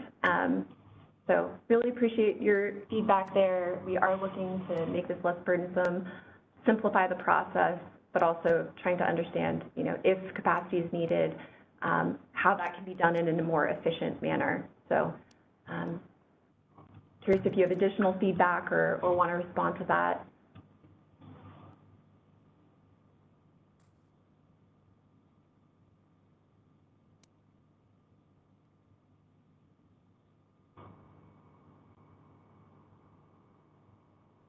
All right, not seeing any other hands and not hearing a response. Let's move to the next slide, Christina. So this next part of the Track 2 discussion is going to discuss the CAISO's availability and incentive mechanism and reform to that tool that we have today. Let's go to the next slide. At a high level, and some commonalities in the comments was, there was no support for keeping today's RAIM with the exception of the must-offer requirements. There was generally a recognition that there's value in a standardized approach for availability incentive mechanisms administered by the CAISO, with some exceptions when there's an LRA or LSE that has either tariff or contract provisions, and frequently kind of the new DR QC methodology that the CEC and CPUC are working on came up in that context, as well as MRP's discussion on the standard capacity product. Some of the legacy contracts. There's also some feedback on interaction with UCAP, and we'll dig further into that in the next slide. I thought it might be helpful, since some of the comments we're receiving are related to eliminating RAIM in light of UCAP, for us to take a step back and think about how availability is captured in some of these proposals or could be captured in the future. And what's shown on the left-hand side of the slide is figure 12 from the issue paper, which looks at a period of tight system conditions from September 2022. And what we're looking at are different ways to look at what the CAISO had planned for versus what materialized in bids, market awards, and meter readings. And so for various days across the month, you're seeing in a gray bar operational RA. In the red dotted line, you're seeing kind of what the RA showing is. The black line shows here's what was bid in on a given day. And then you're seeing energy awards and market awards along with that meter data in kind of the blue, orange, and green dotted lines. And what's shaded in yellow on the left are RMO or EEA 1 through 3 days. So you can think of those as the tightest or most scarce days. And what I wanted to highlight is what availability are the various tools that we either have or could have capturing. And when we think about UCAP and how what we've called the supply cushion UCAP is capturing, is it's measuring the availability based on outage data. And so you can think of that as the delta between the red line, or in effect, the RA showing on a monthly level, and the gray bar, which is the operational RA, which is effectively what RA is not on outage. So that's kind of one aspect of availability. Another aspect of availability is based on the must-offer requirement. How much of what we're expecting on the supply plan is showing up in bids. And you can think of that as the delta between the red line and the black line. And then there's this notion of dispatch performance, of kind of how close are entities meeting their market awards. And you can think of that between kind of the blue or orange line, depending on if it's a market award for energy or energy and AS, and the green line, which is metered performance. So thought this might be a helpful kind of context for when we talk about, what tools really are incenting availability. Let's be precise about what availability that might be. All right, well, let's dig into the comments and move to the next slide. So for availability and performance, there was some general trade-off comments, some recognition that the balance between penalty and incentive needs to be balanced, but leaning towards incentives, and we kind of see that further along with some of the comments that are in favor of moving towards scarcity pricing, and heard that from AES. There were some comments related to tying an availability and performance incentive mechanism with scarcity conditions. And then I recognize our last working group meeting on November 18th also had a lot of commentary in the room regarding looking at having an availability and performance incentive mechanism that was tied with when grid conditions were the most scarce. Regarding kind of a question that we posed to stakeholders in terms of who should be administering an availability and performance incentive, whether it's the LRAs in tariffs, the LSE in contracts, or the CAISO, you know, Middle River commented that it depends on the contract. And then we heard some comments from SEDMEC and Renew Home, just recognizing that the CEC and CPUC are developing a new QC methodology for demand response that it incorporates an availability and performance mechanism within that tariff construct. And then from kind of general support for CAISO's consistency in administering it came from CDWR, 6 Cities, and SCE. We did hear some comments regarding the UCAP and RAIM interaction. Some folks kind of commented on the process in terms of having UCAP developed first before assessing what RAIM reforms are necessary. That came in from ARIM and SDG&E. In line with some of the comments that we heard during the working group phase, we did hear some folks ask that RAIM be removed in light of UCAP, and that came from IEP and Sunrise. And then MRP took a more nuanced approach of saying remove it if you move to a PCAP type ELCC. PG&E recommended we develop 2 proposals, one that had kind of a RAIM construct for an LRA that had UCAP, and then one approach for an LRA that did not have UCAP in place. There were also comments around reforming the existing RAIM if we keep it, and support from DMM, MRP, and 6 Cities. And then we heard from NCPA that opposed aligning penalty with bilateral market prices, whereas DMM took the opposite position of kind of indicating that that could be beneficial. Related to pay for performance as an option, we heard support from DMM, who has long supported kind of a pay for performance type approach, and then kind of a support further exploration from CalCCA, PG&E, and SCE. There was some recognition that in this benchmarking of pay for performance and how it had been applied in Eastern markets, it was unclear on how it could really be applied in CAISO markets, and that came from Calpine and Middle River, and some urging from IEP to define the problem statement, since pay for performance was developed for different reasons in the Eastern markets for kind of fuel sufficiency.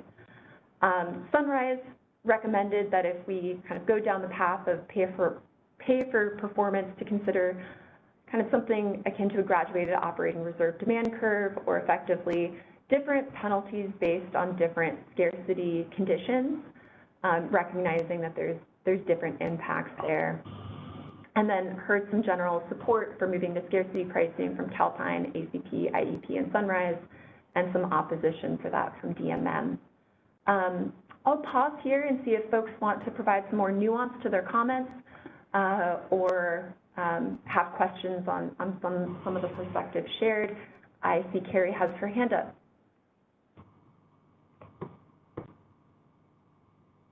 And yeah, thanks so much. Carrie Bentley with the Western Power Trading Forum. We put comments on this in a different section, so I just thought I'd articulate them. We appreciated the data provided in the issue paper. However, it was very narrow data. I understand why September 2022 was good indicative data, but I think, you know, the way you just broke it out, the difference between the red line and the gray bars, the difference between performance, all that data put in a more comprehensive form, along with CAISO's key takeaways, I think would be incredibly helpful in saying, should we lean toward availability? Should we lean toward performance? Because that would allow us to see trends from, 2021 to 2024. Is availability suffering? Is performance suffering? Obviously, these are very tied to energy market incentives themselves, and where the energy market isn't providing incentives, that's where you'd want to have the separate mechanism. So it'd be really important, I think, to see over time where we're not getting sufficient incentives from the market. And the only way I know how to do that would be kind of a more comprehensive data analysis than kind of that sneak peek you gave us in the issue paper. Sure, and maybe just as more comprehensive, one of the, one way, there's a lot of factors that lead into kind of availability and which resources were dispatched. When you say more comprehensive, are you looking for just a longer time horizon, say 2021 through 2023, or a more narrow data set to say, during all of those RMO or EEA hours, how did the RA fleet perform? I think, well, one, I'm definitely asking 2021, and we're at the end of 2024 now. So I would say go through summer 2024 at a minimum. But then that sort of analysis, I think you could, in the next meeting, for example, provide what you guys have already. What you're thinking about would be a comprehensive analysis and let you answer these questions. And then stakeholders could add on to it and say, yes, that's how we would assess it. And here's other things we would look at. But that I would turn to the ISO to take the first stab at evaluating availability and performance over the last 3 years, ideally monthly, highlighting, key scarcity or near scarcity moments, highlighting different resource types. I think at a bare minimum, that's where we should start. Thanks for that clarification. Let's go to Noah. Hi, Noah Tong from Middle-River Power.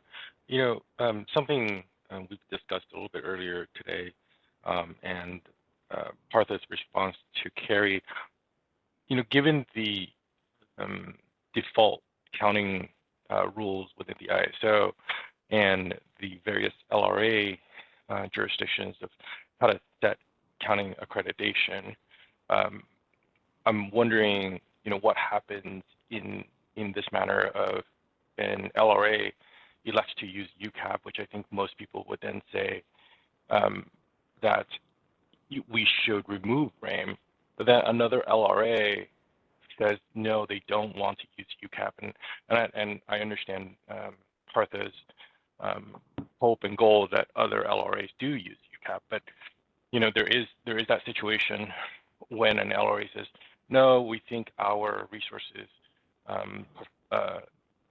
the UCAP doesn't properly accredit for our resources. What happens then on RAIM?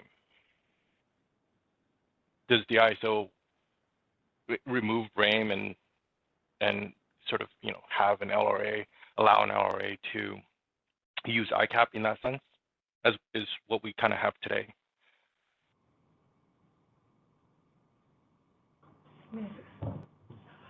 I'm happy to take it, and at least this is how I'm thinking about it, and Anya, please weigh in, or Ansel.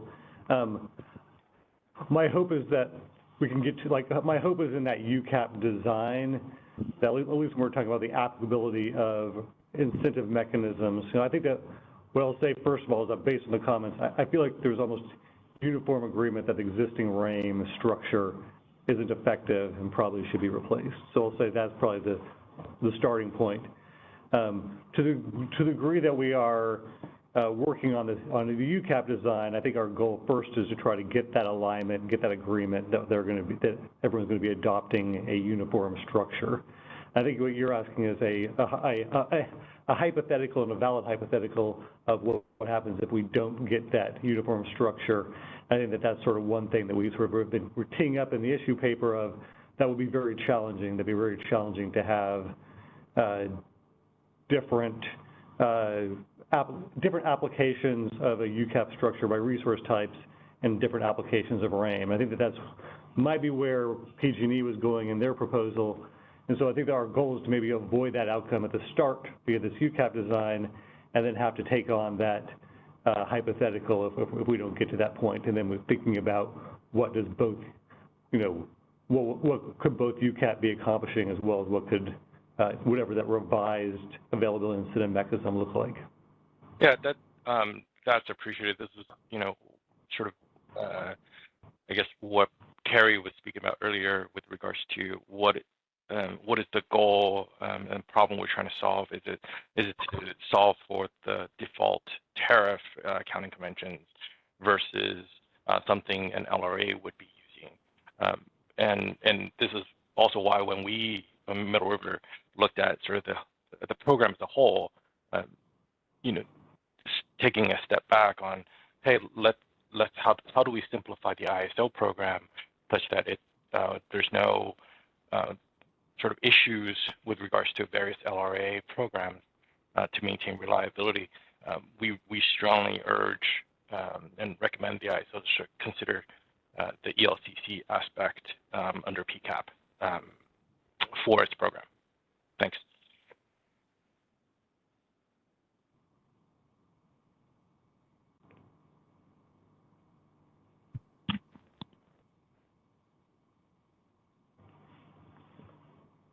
All right, not seeing any other hands. Let's go ahead and move to the next slide. So some of the other comments that came in regarding availability and performance that didn't fit within some of the options was, you know, NCPA coming forward and saying that RAIM is sufficient. There was some comments that were specific to the must-offer obligation, Middle River kind of flagging to keep RAIM's must-offer requirements if we're going to kind of move forward there. There were some recommendations from 6 cities on new approaches. So one recommendation was to provisionally remove RAIM and assess if there is an impact to the MOO. And then also, I think I interpreted their second recommendation is if there are entities that aren't meeting their must-offer, that the penalty for not meeting their must-offer would be to procure capacity that would then be made available to the pool. So an interesting recommendation there in terms of how that penalty could impact the planned outage substitution process by making additional capacity available. And if anyone from 6 cities wants to kind of elaborate on that or correct any misstatements, please feel free to chime in. There was a recommendation also to limit the application of RAIM to the resources that are needed and to the substitute capacity that's procured and made available as RA. And then there was some requests for analysis. You know, NCPA recommended, you know, if RAIM appears to be sufficient, but if it doesn't appear to be sufficient or there's certain entities that are gaming, you know, analyze and figure out which ones are.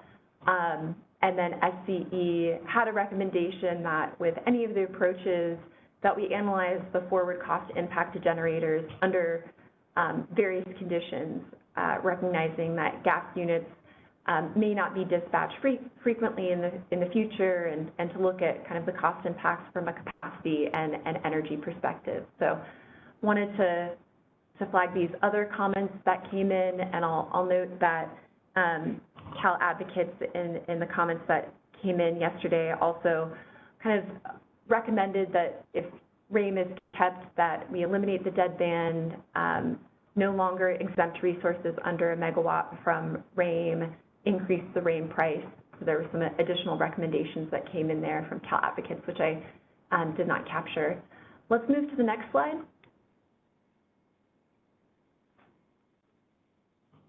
So a possible framework for availability and performance moving forward that we could discuss in future working group meetings could be, you know, to evolve the availability and performance incentive mechanism to really focus on when conditions are scarce and apply an availability and performance mechanism at that time.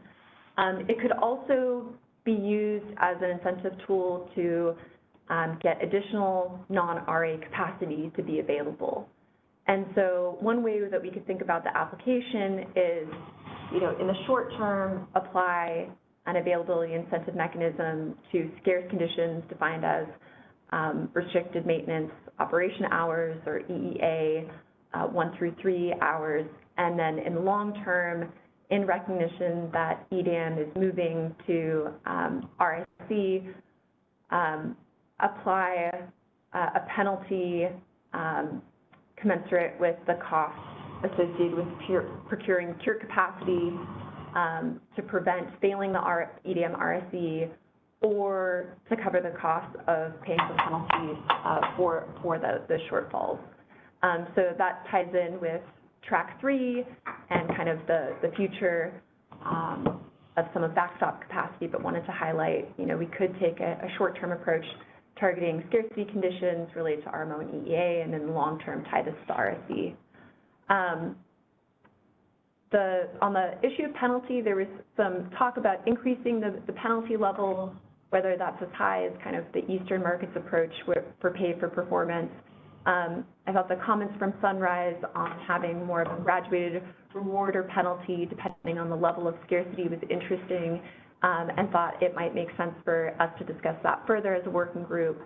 And then recognizing that this tool could also be a way to incent non-RA capacity to become available by paying it an incentive mechanism during those scarce conditions could also be something for the working group to investigate. So some areas for us to discuss further, but also looking for any initial feedback. You know, this was really shaped by the feedback received in the comments, but looking for additional feedback from you all in this meeting as well.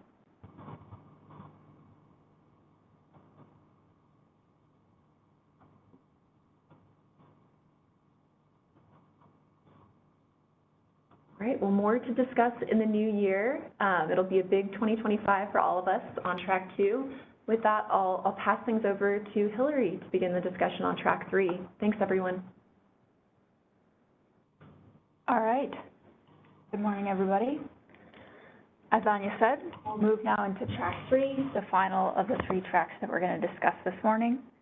And as we discussed, similar to the structure that we took on the 18th, we're splitting track 3 into 2 broad categories.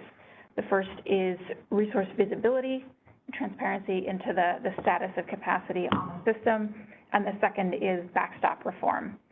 And so to recap briefly the process that we talked about at the very beginning here, these 2 kind of sub-areas are going to proceed on different timelines.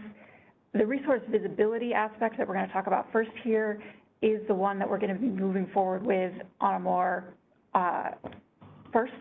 So we're looking right now at developing a straw proposal in this area by the end of February. We currently have scheduled a conversation on this on the 20th of January with acknowledgement that in light of the conversation at the beginning this morning, some of those exact dates may change, but we'll still make sure that there's an opportunity for input before we put out a straw proposal. And then the second half of this, when we get into backstop reform, those topics we're going to revisit at a meeting towards the end of March and then move towards straw proposals later in the year. So with that, I will get into it. First up, visibility. We had a question about impediments in the current structure to showing all contracted capacity as RA or offering it into the competitive solicitation process that is the source of the capacity that CAISO uses to find CPM designations. And then the second part of the question was about what new structures or processes might potentially promote visibility into the status of capacity that's not shown as RA, so that it is easier to identify backstop capacity when and where we need it. We spoke in the issue paper and at the workshop about some of the context for this around the trend over the past few years of declining offers into the competitive solicitation process. And we want to make sure that we have a process in place that supports finding backstop capacity when we need it. So looking first at the part of the question about current impediments, we got a variety of feedback on reasons here. There was reference to the fact that The likelihood of CPM designation is not uniform across the year, and so in non-summer months, there may be a lower incentive to offer into the competitive solicitation process. We heard references to the relative distance right now between the soft offer cap and the prices in the bilateral RA market, especially, again, changing month to month, and that especially in some months, that soft offer cap may not be as competitive. We heard around MU and RAIM exposure that is more directed towards showing capacity that is contracted as RA. And then finally, the granularity of the term in the CPM designation and the CSP process itself. So we appreciate that feedback. I think that is also largely consistent with what we've heard in the working group conversation so far, and so that is good to know. Moving forward then to what we might do in the future on improving visibility into this non-shown capacity. And so we heard a variety of things here. We heard support for the idea that it would be useful to have more visibility into where this capacity is, the status of this capacity, so that we can ensure we're finding CPM capacity where it's needed. We heard support for coordination across the West, maybe in the future with other RA programs such as RAP, as that continues to develop. We heard in a couple of cases particular emphasis on capacity that has been committed outside of the CAISO balancing authority area, and finding a way to communicate the status of that capacity, in particular on a month-ahead basis. We heard in this section a continuation of the conversation that we've been having around credited DR, the fact that right now those programs are eligible under LRA, RA programs in some cases, but do not show up on the RA supply plans, and therefore are not visible to CAISO and not factored into cost allocation for CPM. And so we heard that in particular from ARAM and SEDMAC, and recognize that that's a topic that we'll need to have further discussion on as we move into track 3.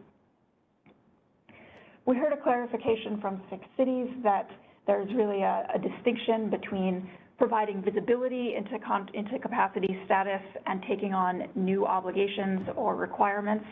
And so we appreciate that clarification and understand that that's an important nuance. We heard some feedback from NCPA around exploring into what visibility CAISO may already have into this status and how we can best use our existing processes. We heard a comment from 6 cities about the granularity of the showing process and how maybe allowing more of that might promote visibility.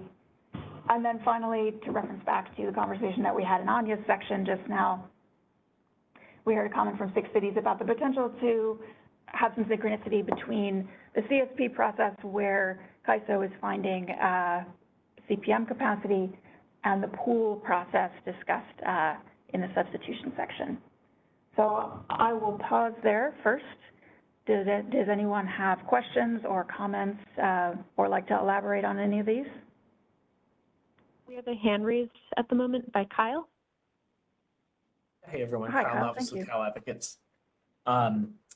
Thanks first for apologies for getting the comments in late, but thanks for reviewing them. The one thing I wanted to ask on this issue is just a clarification question, and I think your next slide probably answers it, but just in the near term, so the kind of top bullet here and the issues listed under that, is the idea that it's just about visibility into contracted capacity status. And when I say visibility, I mean like information only.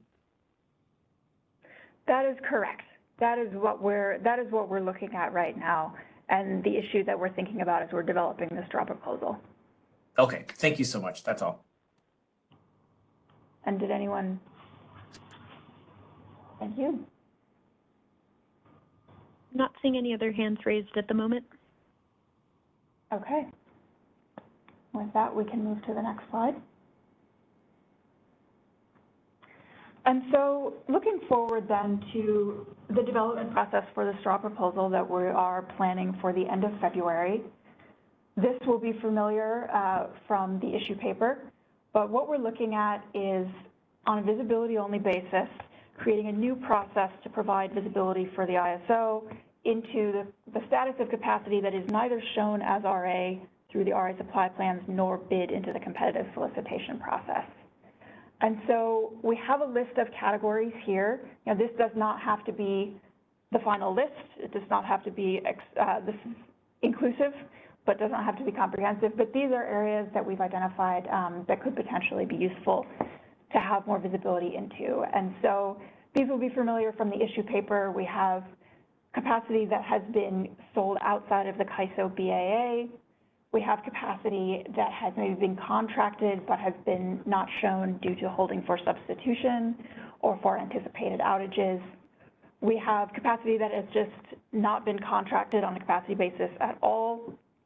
That in particular would potentially be available for a CPM designation if that's needed. And we have capacity that's been contracted but is not needed to meet NLSU's requirements and not shown. And so there will be sort of design and implementation questions to be answered around exactly how this should be structured. This is something that we really welcome now that we have looked at the feedback that we talked through on the last slide and seen that in general there seems to be somewhat of a consensus around some support for promoting increased visibility. We will now need to figure out as we move through the straw proposal exactly how to go about that. And so that will be the focus of our following conversation. And if any of you have feedback on that or would like to present, please reach out. But that's the direction that we're thinking as we move towards the end of February. Are there any questions or comments on that? Not seeing any questions coming in at this time.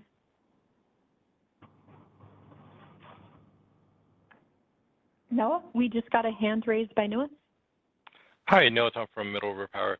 You know, some of these options raised in comments, I think as you guys are designing the straw proposal, to consider how you designed the outage replacement process would impact the need or the future no longer needed aspects of some of these options. All right, like if you're going with a pool, then there may not be a need for the held for substitution or anticipated outages and so forth. Thank you, Noah. I think that's a great nuance, and that is definitely something that is on our minds, and we will be coordinating on between the tracks as we move forward on this. Yeah, thanks. If you have any. Yeah, really nothing to add there except for,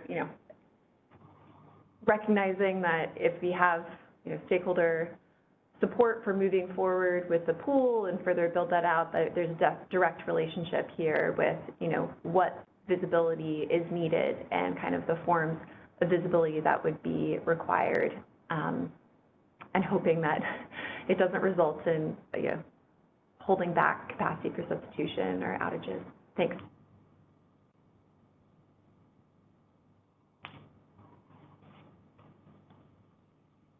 All right. Not seeing any other questions.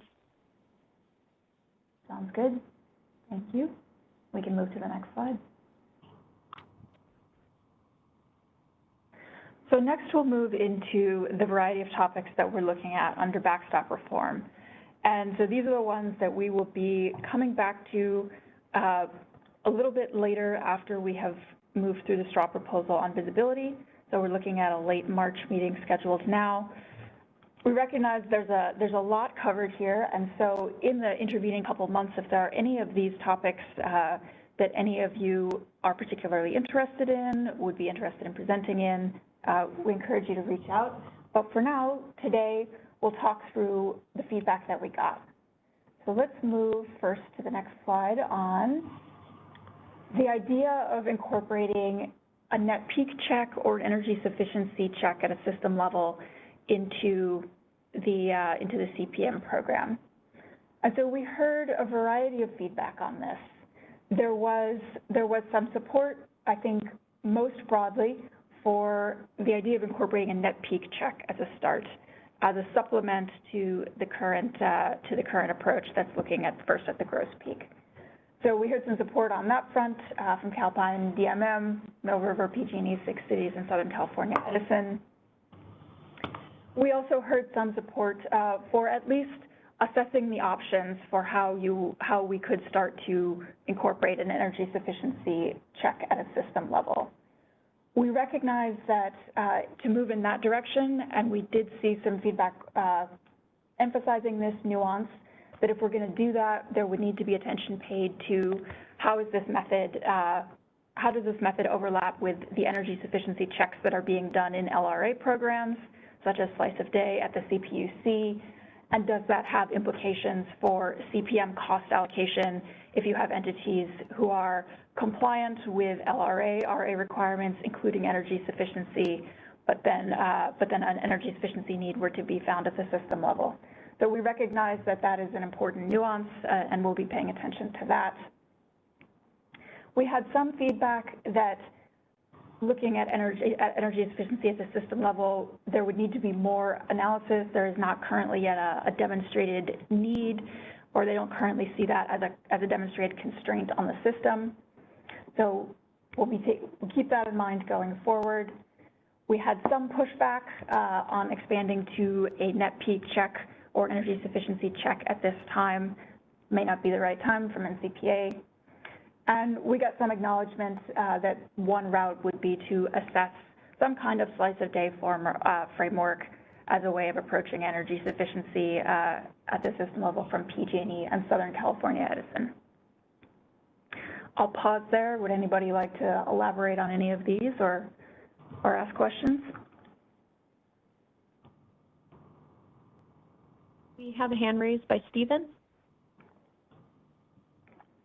Hi, Steve Keene from Edison. One thing that strikes me, and part of the gist of our comments here, were you're talking about potentially looking at a net peak check or doing a energy sufficiency check. But this is in terms of just the backstop. I mean, shouldn't this discussion, if we're looking at adding those things, shouldn't that move to more of the default requirements and stuff for RA? Shouldn't we be looking at, whether, this is one of the comments we made, is that, recent history and a lot of the data that you presented has suggested that the existing peak hour concept that the CAISO has as its default is not sufficient anymore to ensure resource adequacy. If you're going to, change the way you do the backstop, don't you need to change the way you're looking at RA in the first place? Thanks, Stephen. This is Partha. So yeah, totally fair feedback. I think that how we are structuring this is to me, we recognize that this could have effect on a lot of our different processes and procedures within the ISO, including our substitution, as well as our backstop processes. And that I think you're calling out the default rules as well. And so one of the things that we are proposing to do is this is obviously a much bigger topic. And I think that part of our whole framework when we kicked off this working group process was we're recognizing the changing needs of the grid in terms of the resource composition, with increased reliance on batteries and renewable resources, the climate change risks, and that one of the aspects of it was whether or not we needed to have different products and different looks, including potentially looking at the net peak, looking at energy efficiency. So our proposal is to have that process and working group be kicked off in the early part of the new year as a separate process, but we kind of recognize the fact that that could also impact the way we're looking at outage substitution and as a backstop. Okay. Yeah, only seeing it come up here as the backstop, it's sorry, I think it's a much bigger issue. But there was a reason that the PUC changed and went to slice a day. They're trying to make, to ensure reliability, and for the CAISO to just kind of ignore those discussions, but then admit that, maybe we need to backstop some of that. It's it just seems like work, you're missing the main part of the discussion. And I don't understand how you can like backstop to something that's not part of the RA program in the first place. Yeah, and no, thanks, Steve, for the comment. At least to clarify, we're certainly not trying to ignore the issue. We recognize the fact that this is a centralized impact. We just are recognizing the fact that this is a much bigger change in terms of how it might impact our process and procedures, as well as there are evolving regulatory programs going on within the state, including slice of day. And so the fixes that would go along with a holistic redesign that would entail changes to address energy sufficiency and net peak would need to be sort of looked at comprehensively, and there'd be a much bigger discussion. So we're obviously not trying to ignore it, obviously, either in the context of the evolving LRA programs or in terms of our program. We're trying to figure out what's a effective and implementable set of reforms that can help address the challenges that we're facing in a timely and coordinated manner. So thanks, Stephen. Thank you. Okay, thanks. Do we have a question from Carrie? Hi, this is Carrie Bentley from the Western Power Trading Forum. I wanted to elaborate on our comments a little bit here. A little bit of a broken record, and I apologize for that. But again, I think there needs to be more development of whether this is a problem here, and if it is a problem that needs to be solved in the RA space.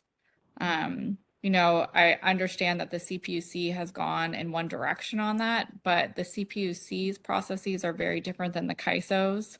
And whether this is a need that can be resolved within the energy market and the energy market optimization, or whether this is an RA issue is still a very open question to me. It's an open question, I think, whether there even is an issue at all. In terms of resource adequacy, we need to make sure in the long term in the IRP space that we are building sufficient renewable energy, not just energy, but renewable energy to charge storage. That's the goal of our state. And then in the near term, from the CAISO's perspective, I look at this as a reliability issue that is currently being entirely resolved through the energy market optimization. And I get that this is probably trying to connect those two processes, but until we have a fuller discussion of I think of more nuance, I don't think we should move forward with the market design. A very clear example, perhaps really quick, would be, let's imagine it's February. We have a low RA requirement. Everyone has shown their storage and has not shown their natural gas. We are flush with not just internal CAISO energy, but with import availability. Do we really need an energy sufficiency check? Do we need to have ratepayers spend additional money just because kind of this artificial RA requirement has been imposed? So I think we need to be really careful to not have either front stop or backstop RA requirements that don't actually need to be there for a reliability reason. And I just think this is one of those ones that you would need to provide much more sufficient evidence that it's a problem before moving forward. Thanks.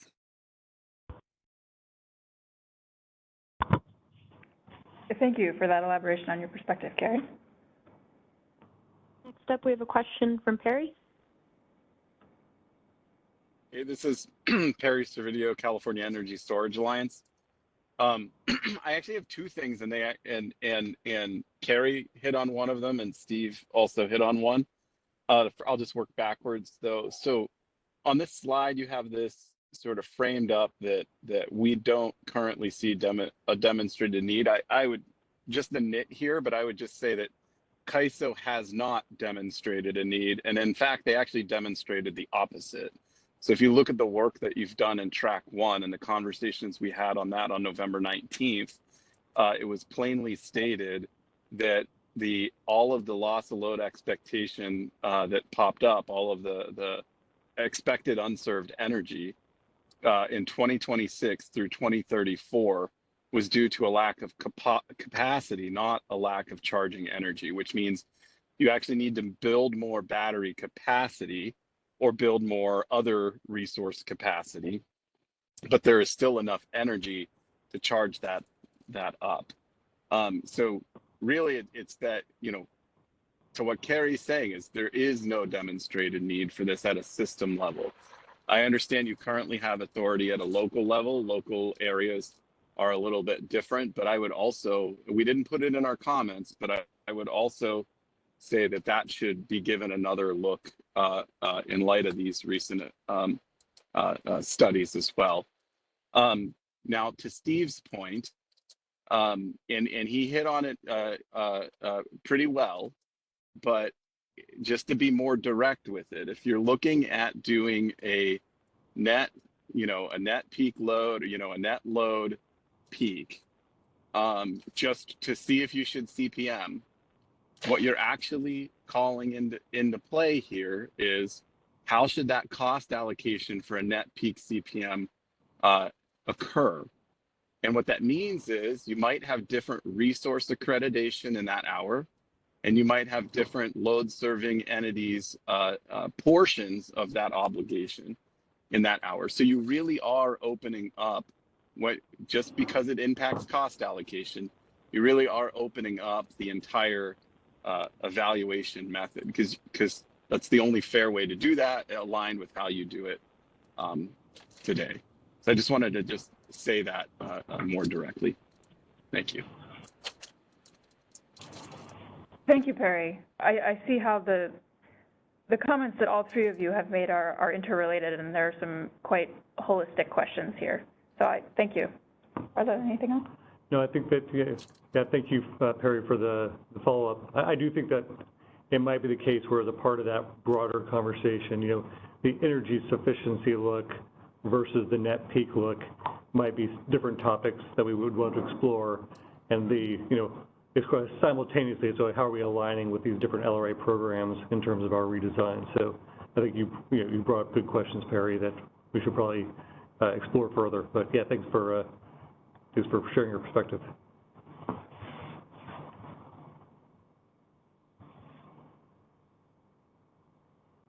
I'm not seeing any other questions at this time.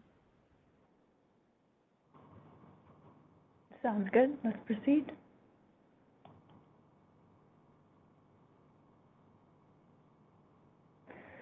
Our last slide here will go through some feedback on some other issues, the other issues that we'll be discussing in track 3.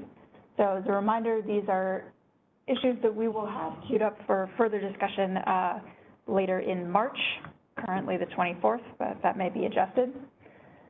So we'll talk through feedback on the potential changes to the soft offer cap methodology, the conversation around the cost allocation methodology in the longer term for the EDAM resource sufficiency evaluation failure surcharge, potential development of new capacity products associated with processes around passing that RSC, and then potential institution of or at least further assessment of a 9 a.m. bidding deadline to provide information earlier in the morning about available capacity going into that RSC. So from the top, we got a variety of input on whether there is a need to change the soft offer cap methodology and what that should potentially look like. So we heard from some stakeholders that there is not currently a demonstrated need to change the methodology, that it is playing the market role that it was designed to play. Conversely, we heard some say that even at the current level that it's set on an annual basis, it could be more effective and competitive if there were monthly shaping within that annual price to mimic the price fluctuations in the bilateral market. We heard some requests for further analysis and sort of desire to look further into the many nuances on why there may be a decline in offers into the competitive solicitation process, which we recognize is a complex phenomenon. And then we had a comment from Calpine around potential desired end results of any change to the soft offer cap methodology, arguing in particular for designing it to help bring more imports in and make them available. On the cost allocation methodology for the EDAM RSC failure surcharge, we are seeing overall, it looks like support for moving towards a causation-based methodology in the long run. Support and no opposition, notably. This is consistent, looking back at the record with some of the conversations held in the previous round. And so our focus, I think a good thing to think about going into the March conversation as we dig into this further will be, with a desire to move in that direction, how do we structure this? We understand that there are some implementation questions and challenges that will need to be overcome. We appreciate that some of the comments here included references to proposals for how to structure this that were put on the record during the development of the interim methodology. And so we understand that there have been conversations about this, and there are some ideas out there for how to go about it. So we look forward to digging more into that in March. Moving on to new capacity products. Again, here we're hearing some consensus in the comments, which is that this is not a priority for the time being, that we should focus for now, particularly we should not be focusing on this now, and maybe especially after EDAM launch would be a better time, if any, to come back to this. So we appreciate the feedback there on where your priorities lie. I will note we got, in lieu of new capacity products, we got one comment from PG&E around entity-specific bid quantity targets. So that would be looking at mapping to an LSE, or sorry, to an entity basis to ensure better preparation for passing the RSE. And then finally, on the 9 a.m. bidding deadline, we saw a range of positions there. We see some parties who are at least not opposed to it at this time, neutrals not opposed, and would encourage further discussion. We saw some opposition from NCPA and SDG&E at this time. We recognize that there are some nuances there around the timing of gas trading and outage management deadlines that some stakeholders are thinking about and expressed in the comments, so we acknowledge that. And we have a few stakeholders who don't currently have a position at all, but we're open to discussing this further. So we recognize that this one, there would be a lot of nuances to go through there, and we will queue that up for further discussion after we move through the straw proposal in the visibility section. So I'll make a note. I mean, I know all of these issues are complex, and if any of you would like to have further feedback or would like to present in March as we start to dig more into these, please get in contact. But for now, I'll open it up to questions. I see we have a hand from Perry. Hey, Perry Cervidio, CISA. Just a thought just occurred to me on this, on the 9 a.m. Bidding deadline, and I just would like to get maybe your thoughts on it. Would you, we're in the California ISO RA program design right now, and we're talking about an energy market bidding deadline. Would you guys say that that would just be, applicable to loads and resources in the California ISO BAA? Or would you say that would actually impact, all stakeholders that are going to be part of the extended day ahead market?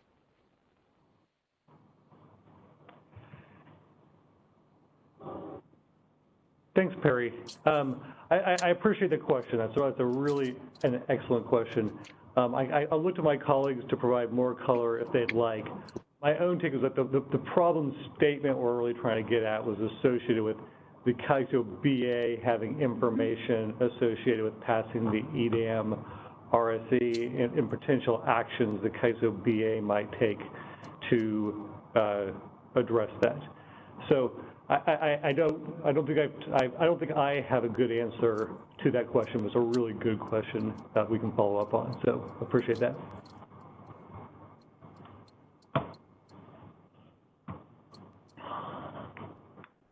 Next up, we have a question from Dan. Hi, Dan Williams from the Energy Authority.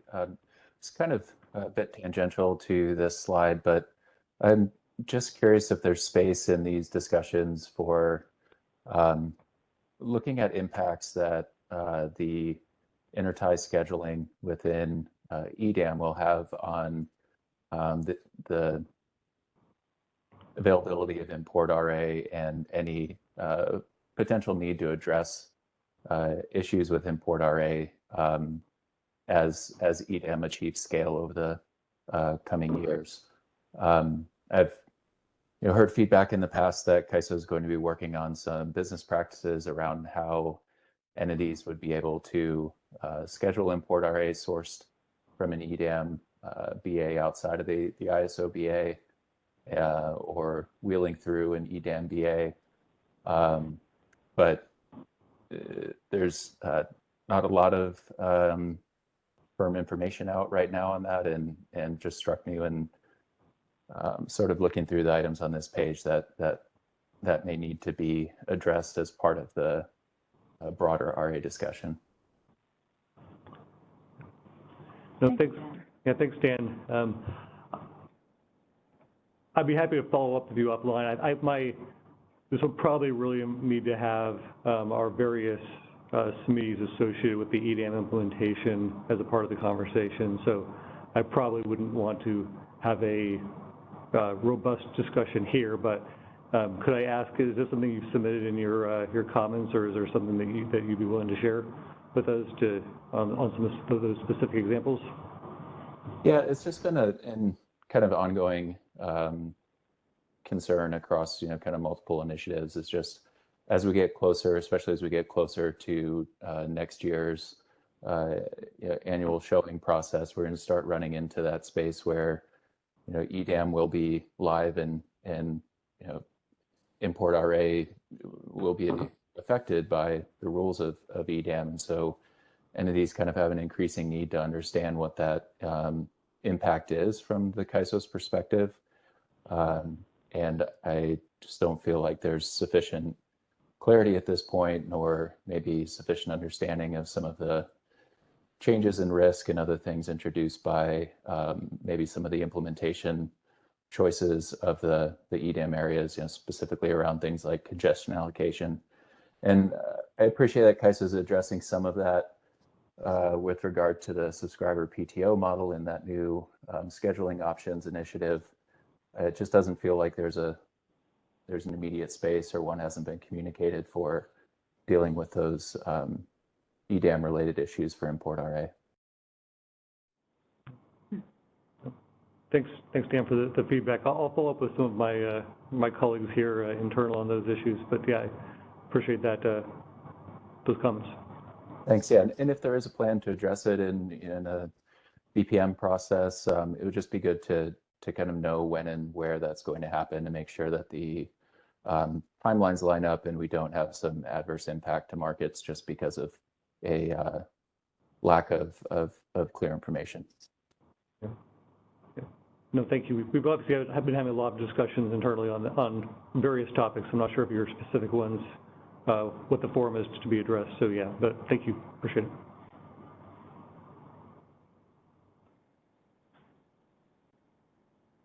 Not seeing any further questions. So Hillary, did you have anything else to add before we move on to the next slide? That concludes our track 3 discussion. Thank you, everybody. Great, thank you. Before we wrap up today, I'm just going to go over a few next steps. There will be no comment template in response to today's meetings, but if you do have any remaining feedback or follow-up related to subject-specific meetings for co-developing the straw proposal, feel free to email us. You can always email us at isostakeholderaffairs@caiso.com, and we will make sure that the appropriate people receive your message. And if you'd like to present at a future meeting, please contact your track leads. If you're not sure who that is, you can always reach out to us at the ISO Stakeholder Affairs email, and we can connect you. Yeah. And just doing a final check for questions before wrapping up. I'm not seeing. Can I provide one last comment? And I think from a expectation perspective, like I think that opening discussion around the process and timeline, we got to get a lot of good feedback. So I think we're going to discuss that internally and see how we can revise that. And I'd expect that we'll come up with a revised process within the next couple weeks that we'll communicate to stakeholders in some form. But thanks again for this the great discussion today and everyone's feedback. And thanks, Christina, for allowing me to interject there. Thanks, Martha. And I'm doing a final check for questions. I don't see any coming in, so we'll move to our last slide. We just have a quick update slide here for insights into the ISO grid and market operations. Be on the lookout for our Energy Matters blog, or you can always subscribe. Here you can see some of our latest blog posts. And with that, we'd like to thank you so much for joining today's discussion. As a reminder, this meeting was recorded for informational and convenience purposes only. The video file will be posted on the initiative webpage. We thank you so much, and we hope you have a wonderful rest of your day.